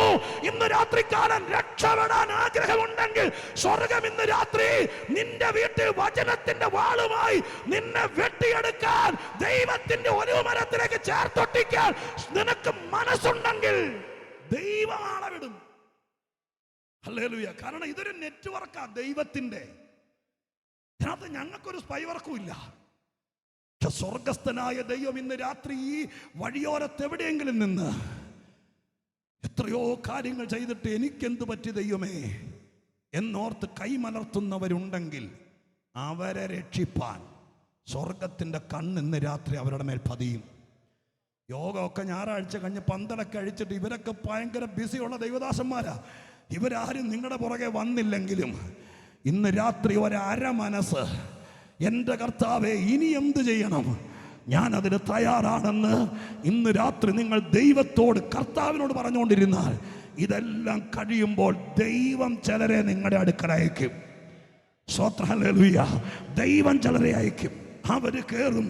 എന്നിട്ട് സ്തോത്രം, ഞാൻ ആദ്യം പറഞ്ഞ പോലെ വെട്ടിയെടുത്ത് അവനവൻ്റെ പറമ്പിൽ കൊണ്ട് നടുകയല്ല. അങ്ങനെയുള്ളവരുണ്ട്, സൂക്ഷിച്ചോളണം. മനസ്സിലായെന്നറിയാം, മണ്ടം കളിക്കുവാന്നും അറിയാം. എന്നാലും വേണ്ടില്ല, പറഞ്ഞു വന്ന കൂട്ടത്തിൽ പറയുക, വെട്ടിയെടുത്തിട്ട് അവനവൻ്റെ സാമ്രാജ്യത്തിൽ കൊണ്ട് നടന്നവരുണ്ട്, സൂക്ഷിക്കണം. രക്ഷപ്പെടണമെങ്കിൽ കാട്ടുമരത്തിൽ നിന്ന് വെട്ടിയെടുത്തു. ദൈവത്തിൻ്റെ സ്വന്തമായ ഒലൂമരം, അത് ദൈവത്തിൻ്റെ തിരുസഭയാണ്. അതിനകത്തേക്ക് കൊണ്ടുപോയി നമ്മളെ ഒട്ടിച്ചു. അതിന് ബൈബിളിൽ പച്ചയ്ക്ക് പറയുന്നൊരു വാക്യമുണ്ട്, അപ്പോസ്തല പ്രവൃത്തിയിൽ, കർത്താവ് രക്ഷിക്കപ്പെടുന്നവരെ ദിനം പ്രതി സഭയോട് ചേർത്തു. സ്തോത്രം, ഹല്ലേലൂയ. ഈ രാത്രികാലം ഞാൻ സ്നേഹത്തോടെ എന്നെ മനസ്സിലാകും. ഞാൻ എൻ്റെ പ്രസംഗം തയ്യാറാക്കുമ്പോഴൊക്കെ ദൈവത്തോട് പറയും, കർത്താവേ ഇത് എൻ്റെ ദൈവമേ, എൻ്റെ കേൾവിക്കാർക്ക് ഇത് മനസ്സിലാകണേ കർത്താവേ എന്നും ഞാൻ പ്രാർത്ഥിച്ചു. രാവിലെയും വൈകുന്നേരവും പ്രാർത്ഥിച്ചു ഇറങ്ങുന്നതിനേക്കാമ്പ് ഞാനിത് കടുകട്ടിയാന്ന് അവർക്ക് തോന്നരുത്. ഇത് പറയുമ്പോൾ സാധാരണക്കാരന് മനസ്സിലാകണമെന്ന് പ്രാർത്ഥിച്ചാ പോകുന്നത്. അതുകൊണ്ട് പരിശുദ്ധാത്മാവ് നിങ്ങളെ സഹായിക്കും. ഞാൻ ഇന്ന് രാത്രി പറയാം, സ്തോത്രം, കാട്ടൊലിവിൽ നിന്നോണ്ട് എത്ര ശ്രമിച്ചാലും, ഞാൻ ഇച്ചിരോടെ സ്നേഹത്തോടെ പറയാം, കാട്ടൊലിവിന് വെള്ളമൊഴിക്കാനും വളമിടാനും ഇരിക്കുന്ന ഒരു ദൈവദാസന്മാരെയും ദൈവം വിടിയേല. സ്തോത്രം. എന്നാൽ നാട്ടൊലിവ് അഥവാ ദൈവത്തിൻ്റെ സ്വന്തം ഒലിവുമരം, അതിനെ പരിചരിക്കാനും ശുശ്രൂഷിപ്പാനും കൃപയും കൃപാവരമുള്ളവരെ കാലാകാലങ്ങളിൽ ദൈവം എഴുന്നേൽപ്പിക്കും.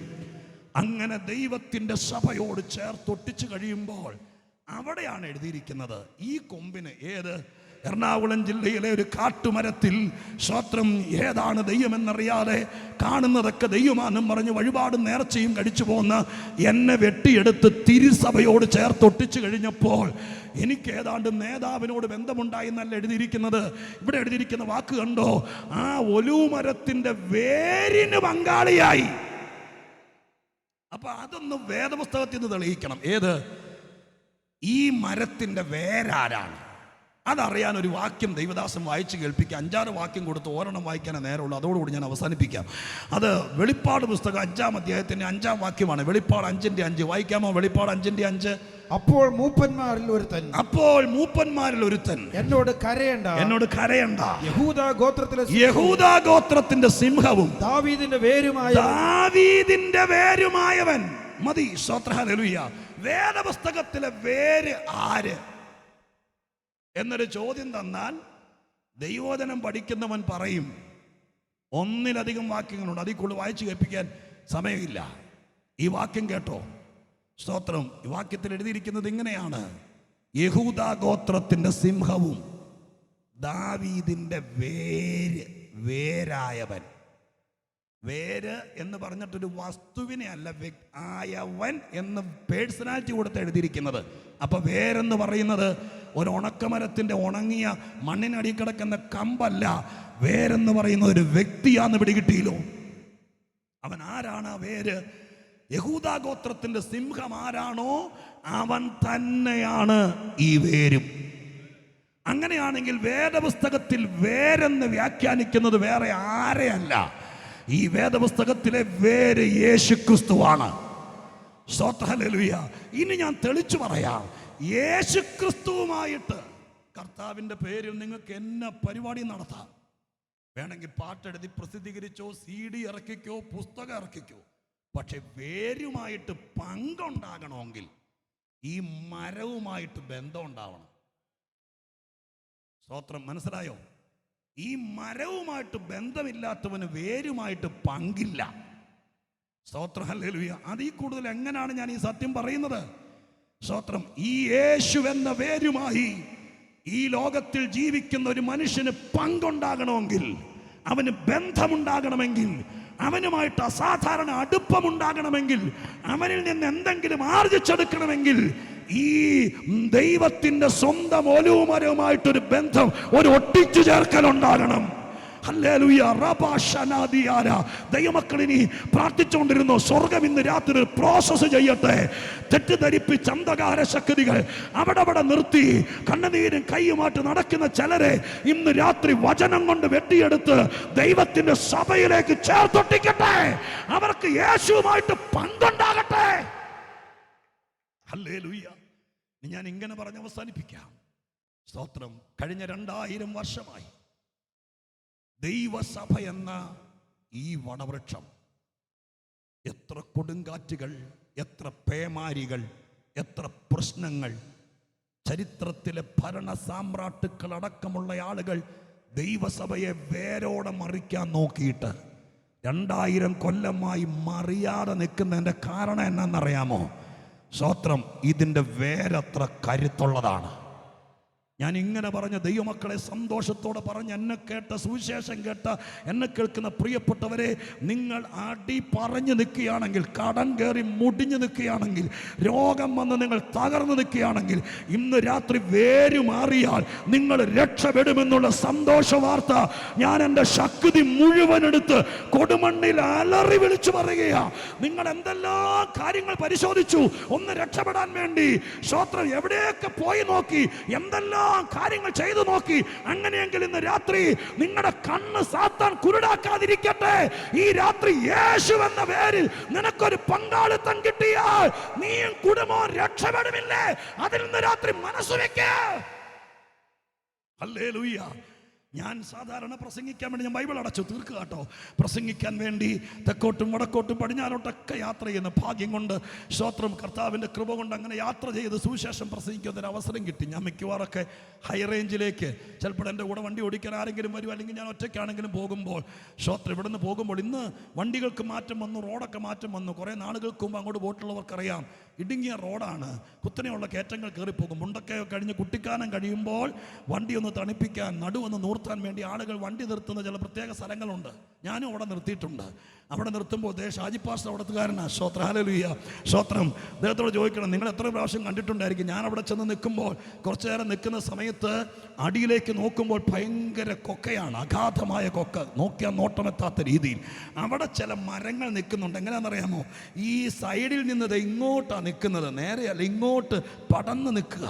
സ്തോത്രം. അത് മുഴുവൻ പാറകളാണ് അവിടെ, കരിങ്കൽ പാറകൾ. അതിനിടയിൽ ഇങ്ങോട്ട് നിൽക്കുക, മുരടിച്ച് നിൽക്കുക, മൂത്ത്.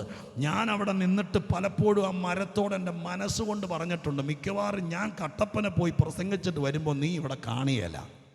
കാരണം നിപ്പ് കണ്ടാൽ ഇപ്പൊ പോകുന്നോർത്താ നിൽക്കുന്നേ. എനിക്ക് പലവട്ടം തോന്നിയിട്ടുണ്ട് ആ മരം എന്നോട് പറയുന്നത് പോലെ, നിന്നെപ്പോലെ ഒരുപാട് പേര് വണ്ടി തണുപ്പിക്കാൻ നിർത്തിയിട്ട് ഈ വാക്ക് ഇവിടെ പറഞ്ഞിട്ട് പോയിട്ടുണ്ട്. അവന്മാർ പലതൊന്നും ലോകത്തിലില്ല, ഞാനിപ്പോഴും ഇവിടെയുണ്ട്. അതിന് കാരണം എന്നാണെന്നറിയാമോ? ഞാൻ പറഞ്ഞു, സൂക്ഷിച്ച് നോക്കിയപ്പോൾ പറഞ്ഞ എന്നാണെന്നറിയാമോ? ഞാനിവിടെ നിൽക്കുന്നത് എൻ്റെ കഴിവ് കൊണ്ടല്ല, പിന്നെയോ എന്നെ ഇവിടെ നിർത്തുന്നത് ഈ പാറക്കെട്ടുകൾക്കുള്ളിലേക്ക് എന്നെ ബലമായിട്ട് കരുത്തോടെ ചേർത്ത് പെമ്പിള്ളേര് തലമുടി പിന്നിപ്പണയ്ക്കുന്നത് പോലെ എന്നെ ഈ അപകട തുരുത്തിനകത്തും നിർത്തുന്നത് നീ ഒന്നും കാണാത്തൊരു വേരിതിൻ്റെ അടിയിലുണ്ട്. കേൾക്കേണ്ടവര് കേട്ടോ, സത്യസഭയുടെ കീഴേ ആരും കാണാത്തൊരു വേര് മറഞ്ഞു കിടക്കുന്നുണ്ട്. അതുകൊണ്ട് ഇതിനെതിരെ എന്തൊക്കെ കള്ളപ്രചരണങ്ങൾ നടത്തിയാലും, എന്തൊക്കെ പോരാട്ടങ്ങൾ നടത്തിയാലും നടത്തിയാലും എത്ര കൊടുങ്കാറ്റ് അടിച്ചു വിട്ടാലും കർത്താവ് വരുവോളോ തിരുസഭ ഇവിടെ ഉണ്ടാകും. രക്ഷിക്കപ്പെടൽ നടന്നുകൊണ്ടിരിക്കും, സ്നാനം നടന്നുകൊണ്ടിരിക്കും, ആളുകൾ വിടുവിക്കപ്പെട്ടോണ്ടിരിക്കും. കാരണം അത് ഈ വേരിന്റെ കരുത്താണ്. ഹല്ലേലൂയ. അത് മാത്രമാണോ എൻ്റെ പ്രിയപ്പെട്ടവരെ? നിങ്ങൾ കണ്ടിട്ടില്ലേ? സ്തോത്രം. ഹല്ലേലൂയ. ഞാൻ ഞങ്ങളുടെ ചർച്ചിൻ്റെ 2 വർഷങ്ങൾക്ക് മുമ്പ്, കൊറോണയ്ക്കൊക്കെ ശേഷമാണ്, 2 വർഷങ്ങൾക്ക് മുമ്പ് ഞങ്ങളുടെ ചർച്ചിൻ്റെ മുറ്റം മുഴുവൻ ഇങ്ങനെ ചുമ്മാ മണ്ണായിട്ട് കിടക്കുമായിരുന്നു. ആ സമയത്ത് സ്തോത്രം എല്ലാവരും കൂടി പറഞ്ഞു ഇങ്ങനെ ചെളിയായിട്ട് കിടക്കുന്നു. അപ്പോൾ എന്തെങ്കിലും ഇൻ്റർലോക്ക്, അപ്പോൾ പറഞ്ഞു പാറ, വലിയ കരിങ്കല്ല്, ബാംഗ്ലൂർ സ്റ്റോൺ വിരിക്കാമെന്ന് പറഞ്ഞു. സ്തോത്രം ഏക്കനും ഭംഗിയായിട്ട് കിടക്കട്ടെ എന്നോർത്ത് വിരിച്ചപ്പോൾ അവിടെ കിടന്ന് സ്തോത്രം എല്ലാം മരം എല്ലാം വെട്ടി മാറ്റി. ആകെ കാക്കയ്ക്ക് ഇരിക്കാൻ തണലില്ല. അപ്പോൾ എനിക്ക് തോന്നി ആരെങ്കിലും വന്ന് ഒരു തണലിന് വേണ്ടി, ഇപ്പോൾ 100-200 കൊടുത്തു കഴിഞ്ഞാൽ പ്ലാവും മാവൊക്കെ കിട്ടുമല്ലോ, 2-3 മേടിച്ചുകൊണ്ട് വെച്ചിട്ട് എൻ്റെ സഹോദരന്മാരോട് പറഞ്ഞു ഓരോ ഇളക്കിയിട്ട് നമുക്ക് ഈ പ്ലാവും മാവും വെക്കാം. അവർ പറഞ്ഞു എൻ്റെ പാസ്റ്ററെ മണ്ടത്തരം കാണിക്കാതെ, അങ്ങനെ പ്ലാവും മാവും വെക്കണമെന്ന് ആഗ്രഹം ഉണ്ടായിരുന്നു. ഈ കല്ലിടുന്നേക്കാൾ മുമ്പ് വെക്കണ്ടേ? ഇനി ആ കെട്ടിനരി കരിങ്കൽ കെട്ടല്ലേ, ഒരൊറ്റ വേര് പിടിക്കുകയല്ല, ഇത് വെറുതെ കാശ് പോകുകയുള്ളൂ. പാസ്റ്റർ ഇത് വേറെ എവിടെയെങ്കിലും കൊണ്ട് നട്, ഇവിടെ നടിയല്ല. അപ്പം എനിക്കൊരു ചമ്മൽ, ഞാനിത് മേടിച്ചും പോയി. ഞാൻ പറഞ്ഞു പോയാലും പോയില്ലെങ്കിലും ഓരോ കല്ലിളക്കിയിട്ട് അവിടെ നട്ടു നോക്ക്. ഞാൻ പാസ്സായതിൻ്റെ പേരിൽ അവരവിടെ നട്ടു. നിങ്ങൾക്കറിയണോ, അവിടെ സത്യത്തിൽ പാറയാണ്, ഒന്നുമില്ല. പക്ഷേ 2.5 അടി വീതിയിൽ റബിള് കരിങ്കിലിട്ട് കെട്ടിയിരിക്കുക സൈഡ്. അതിൻ്റെ 2 അടി മാറി എങ്ങോട്ട് 1.5 അടി മാറിയാണ് ഈ സാധനം നട്ടിരിക്കുന്നത്. ഞാൻ ഈ ഇടയ്ക്ക് സൈഡിൽ പോയി നിന്ന് നോക്കുമ്പോൾ കണ്ടതെന്നാണെന്നറിയാമോ? ഈ പ്ലാവിൻ്റെ വേര് അവിടെ എങ്ങും വളവും വെള്ളവും ഇല്ലാത്തത് കൊണ്ട് അതിൻ്റെ തൊട്ട് താഴെ ചതുപ്പ് നില, തൊട്ടപ്പുറത്തെ ഈ 2.5 അടി കരിങ്കല്ല് കെട്ടിൻ്റെ ഇടയിൽ കൂടെ വേര് കുത്തി തുളച്ച് അപ്പുറ വന്നിട്ട് അവിടുത്തെ വെള്ളവും വളവും കൂടി വലിച്ച് പ്ലാവിന് കൊടുക്കുക. പ്ലാവ് നല്ല ചുണക്കുട്ടിയെ പോലെ നിന്ന്, നിങ്ങൾ വേണമെങ്കിൽ വെണ്ണിക്കുളം വരെ വന്നാൽ മതി, അതിലെ പോകുമ്പോൾ കയറി നോക്ക്. സ്തോത്രം. ഹല്ലേലൂയ. എൻ്റെ അർത്ഥം മനസ്സിലായോ? സ്തോത്രം. നിങ്ങൾ കണ്ട് പെരത്തറ പൊട്ടിച്ചിട്ടാണെങ്കിലും വേര് വൃക്ഷത്തോട് ചേർന്ന് നിന്നാൽ, സ്തോത്രം, ഇന്ന് രാത്രി ദൈവമക്കളോട് പറഞ്ഞ മൈക്ക് താത്തി വെക്കാം, നീ കർത്താവിനെ വിടരുത്. എന്തൊക്കെ പ്രതികൂലം വന്നാലും, എന്തൊക്കെ ആക്ഷേപം വന്നാലും, ഇവിടെ ദൈവസഭയ്ക്ക് വിരോധമായി എന്തൊക്കെ കാര്യങ്ങൾ നടന്നാലും, നിനക്ക് പങ്കാളിത്തം കിട്ടിയതൊരു സംഘടനയുമായിട്ടല്ല. വീട് വിട്ട് നാട് വിട്ട് ആക്ഷേപങ്ങളും നിന്ദകളും ഏറ്റ് യേശുവിനെ സ്വീകരിച്ചപ്പോൾ നമുക്ക് കിട്ടിയ ബന്ധം അഖിലാണ്ട സൃഷ്ടാവായ ദൈവത്തിന്റെ ഓമന പുത്രനായ 10,000 സുന്ദരനായ വേഗം വരാമെന്ന് അരുൾ ചെയ്ത താമസമ്മിന കാഹള ധ്വനിയോടെ തന്റെ തിരുസഭയെ ചേർക്കാൻ ആകാശമേഘങ്ങളിൽ വരാൻ ഒരുങ്ങിയിരിക്കുന്ന ശ്രീ യേശുവുമായിട്ടാണ് നമുക്ക് കാര്യമുള്ളത്, അവനുമായിട്ടാണ് ബന്ധമുള്ളത്. അവിടെ ആ ബന്ധം കിട്ടണമെങ്കിൽ, ഞാൻ വീണ്ടും പറയുന്നു, ആ ബന്ധം കിട്ടണമെങ്കിൽ വടക്കേ ഇന്ത്യക്ക് പൈസ അയച്ചു കൊടുത്താലൊന്നും പറ്റിയല്ല. അതിന് നിന്നെ നിൽക്കുന്നിടത്തുനിന്ന് വെട്ടിയെടുത്തിട്ട് ദൈവത്തിൻ്റെ സഭയാകുന്ന സ്വന്തം ഒലിവിലേക്ക് ഒട്ടിക്കണം. നീ അവിടെ നിൽക്കുമ്പോൾ നിന്റെ ഫലം മാറും, നിന്റെ കരുത്ത് മാറും, നിന്റെ കാതൽ മാറും, വേര് നിന്നെ സഹായിക്കാൻ തുടങ്ങും.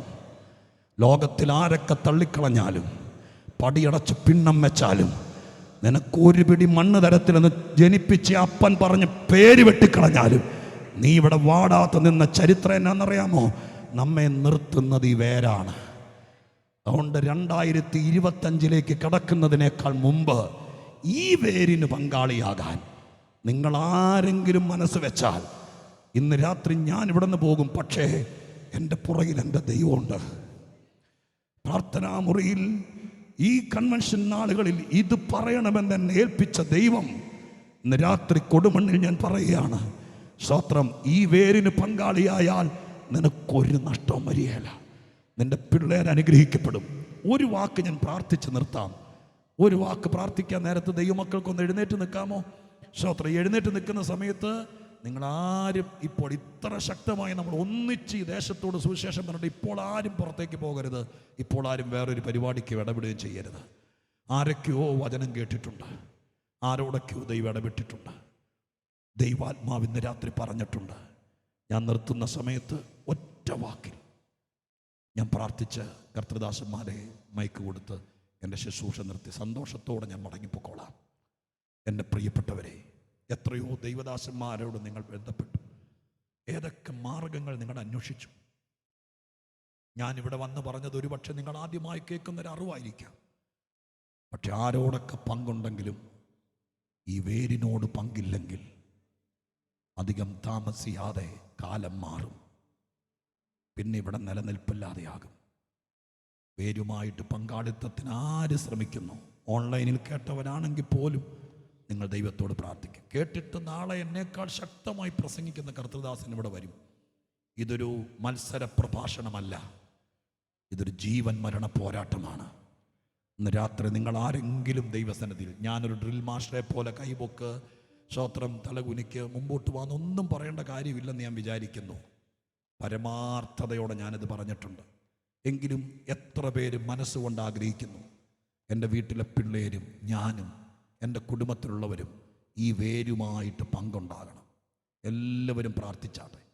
അങ്ങനെ പ്രാർത്ഥിക്കുമ്പോൾ നിങ്ങൾക്ക് കൈ മലർത്തിപ്പിടിക്കുകയോ നെഞ്ചത്തേക്ക് ചേർത്ത് വെക്കുകയോ കൈ ഉയർത്തിപ്പിടിക്കുകയോ എങ്ങനെയും ചെയ്ത് നിങ്ങളിതിനോട് സഹകരിക്കുന്നു എന്ന് ദൈവം കാണട്ടെ. നിങ്ങളുടെ കഷ്ടങ്ങൾ തീരും. ഈ ഭാഗം നിങ്ങൾ വേദപുസ്തകം വീട്ടിൽ പോയി അടിവരയിട്ട് നിങ്ങൾ ദൈവത്തോട് പ്രാർത്ഥിക്കുക. ഒരിക്കലും മറക്കാത്ത ഈ റോമാലേഖനം 11-ാം അധ്യായത്തിൻ്റെ 13 മുതൽ 24 വരെയുള്ള വാക്യങ്ങൾ അടിവരയിട്. കർത്താവ് നിങ്ങൾക്കതിൻ്റെ അവസരങ്ങൾ തരും. ഞാൻ പ്രാർത്ഥിക്കാം. പരിശുദ്ധ ദൈവമേ, ഞങ്ങളുടെ സ്വർഗീയ പിതാവേ, വേരായവനെ, കഴിഞ്ഞ ദീർഘവർഷങ്ങൾ ഈ വേദിയിൽ നിൽക്കുന്ന ഞങ്ങളെ മുച്ചൂട് മുട്ടിപ്പിച്ച് കളയാൻ എത്രയോ പ്രശ്നങ്ങൾ വന്നു. എന്നിട്ട് ഞങ്ങൾ ഇന്ന് രാത്രി സന്തോഷത്തോടെ ഈ നാട്ടിൽ നിൽക്കുന്നത് ആരും കാണാത്ത വേര് ഞങ്ങളുടെ കീഴെ കിടക്കുന്നത്. അങ്ങാണ് രക്ഷകൻ, അങ്ങാണ് പിടിച്ചു നിർത്തുന്നത്, അങ്ങാണ് ഞങ്ങൾക്ക് വേണ്ടതെല്ലാം എത്തിച്ചു തരുന്നത്. വളവും വെള്ളവും ഒരു മരത്തിന് കൊടുക്കുന്നത് പോലെ സമയാസമയങ്ങളിൽ ഞങ്ങൾക്ക് തന്ന നന്മകൾക്ക് നന്ദി കർത്താവേ. ഈ നാട്ടിൽ കുറേ പേര് യേശുവിൻ്റെ നാമത്തിൽ ഞങ്ങൾ ഒരുമിച്ച് അവകാശം പറയുന്നു. 16ാമത്തെ UPF കൺവെൻഷൻ നടക്കാൻ അവിടുത്തെ വരവ് താമസിച്ചാൽ 1 കൊല്ലത്തേക്ക് ഈ വചനം ഈ നാട്ടിൽ നിന്ന് കറങ്ങട്ടെ. ചിലരെ ഇത് ഓർമ്മപ്പെടുത്തിക്കൊണ്ടിരിക്കട്ടെ. ഇവർ ദൈവദാസന്മാരെ തേടി വരട്ടെ. കടഭാരമുള്ളവർ, കഷ്ടമുള്ളവർ, രോഗമുള്ളവർ, അവരൊക്കെ ഈ വേര് രക്ഷിക്കണം. അപ്പ ദാവീദിനെ കാട്ടി കിടന്നവനെ കൊണ്ടുവന്ന് സിംഹാസനത്തിൽ ഇരുത്തിയത് ഈ വേരാണല്ലോ. ദാവീദിൻ്റെ വേരായവൻ ഈ നാട്ടിൽ ചിലരുടെ കൂടി വേരാകട്ടെ. ദൈവം അത് ചെയ്തതിനായി സ്തോത്രം. യേശുവിൻ നാമത്തിൽ പ്രാർത്ഥിക്കുന്നത് കേൾക്കുമാറാകണമേ. കരമടിച്ചെല്ലാവരും കൂടി ശക്തിയോടെ ദൈവത്തിന് സ്തോത്രം ചെയ്താട്ടെ. ദൈവം നിങ്ങളെ അനുഗ്രഹിക്കട്ടെ.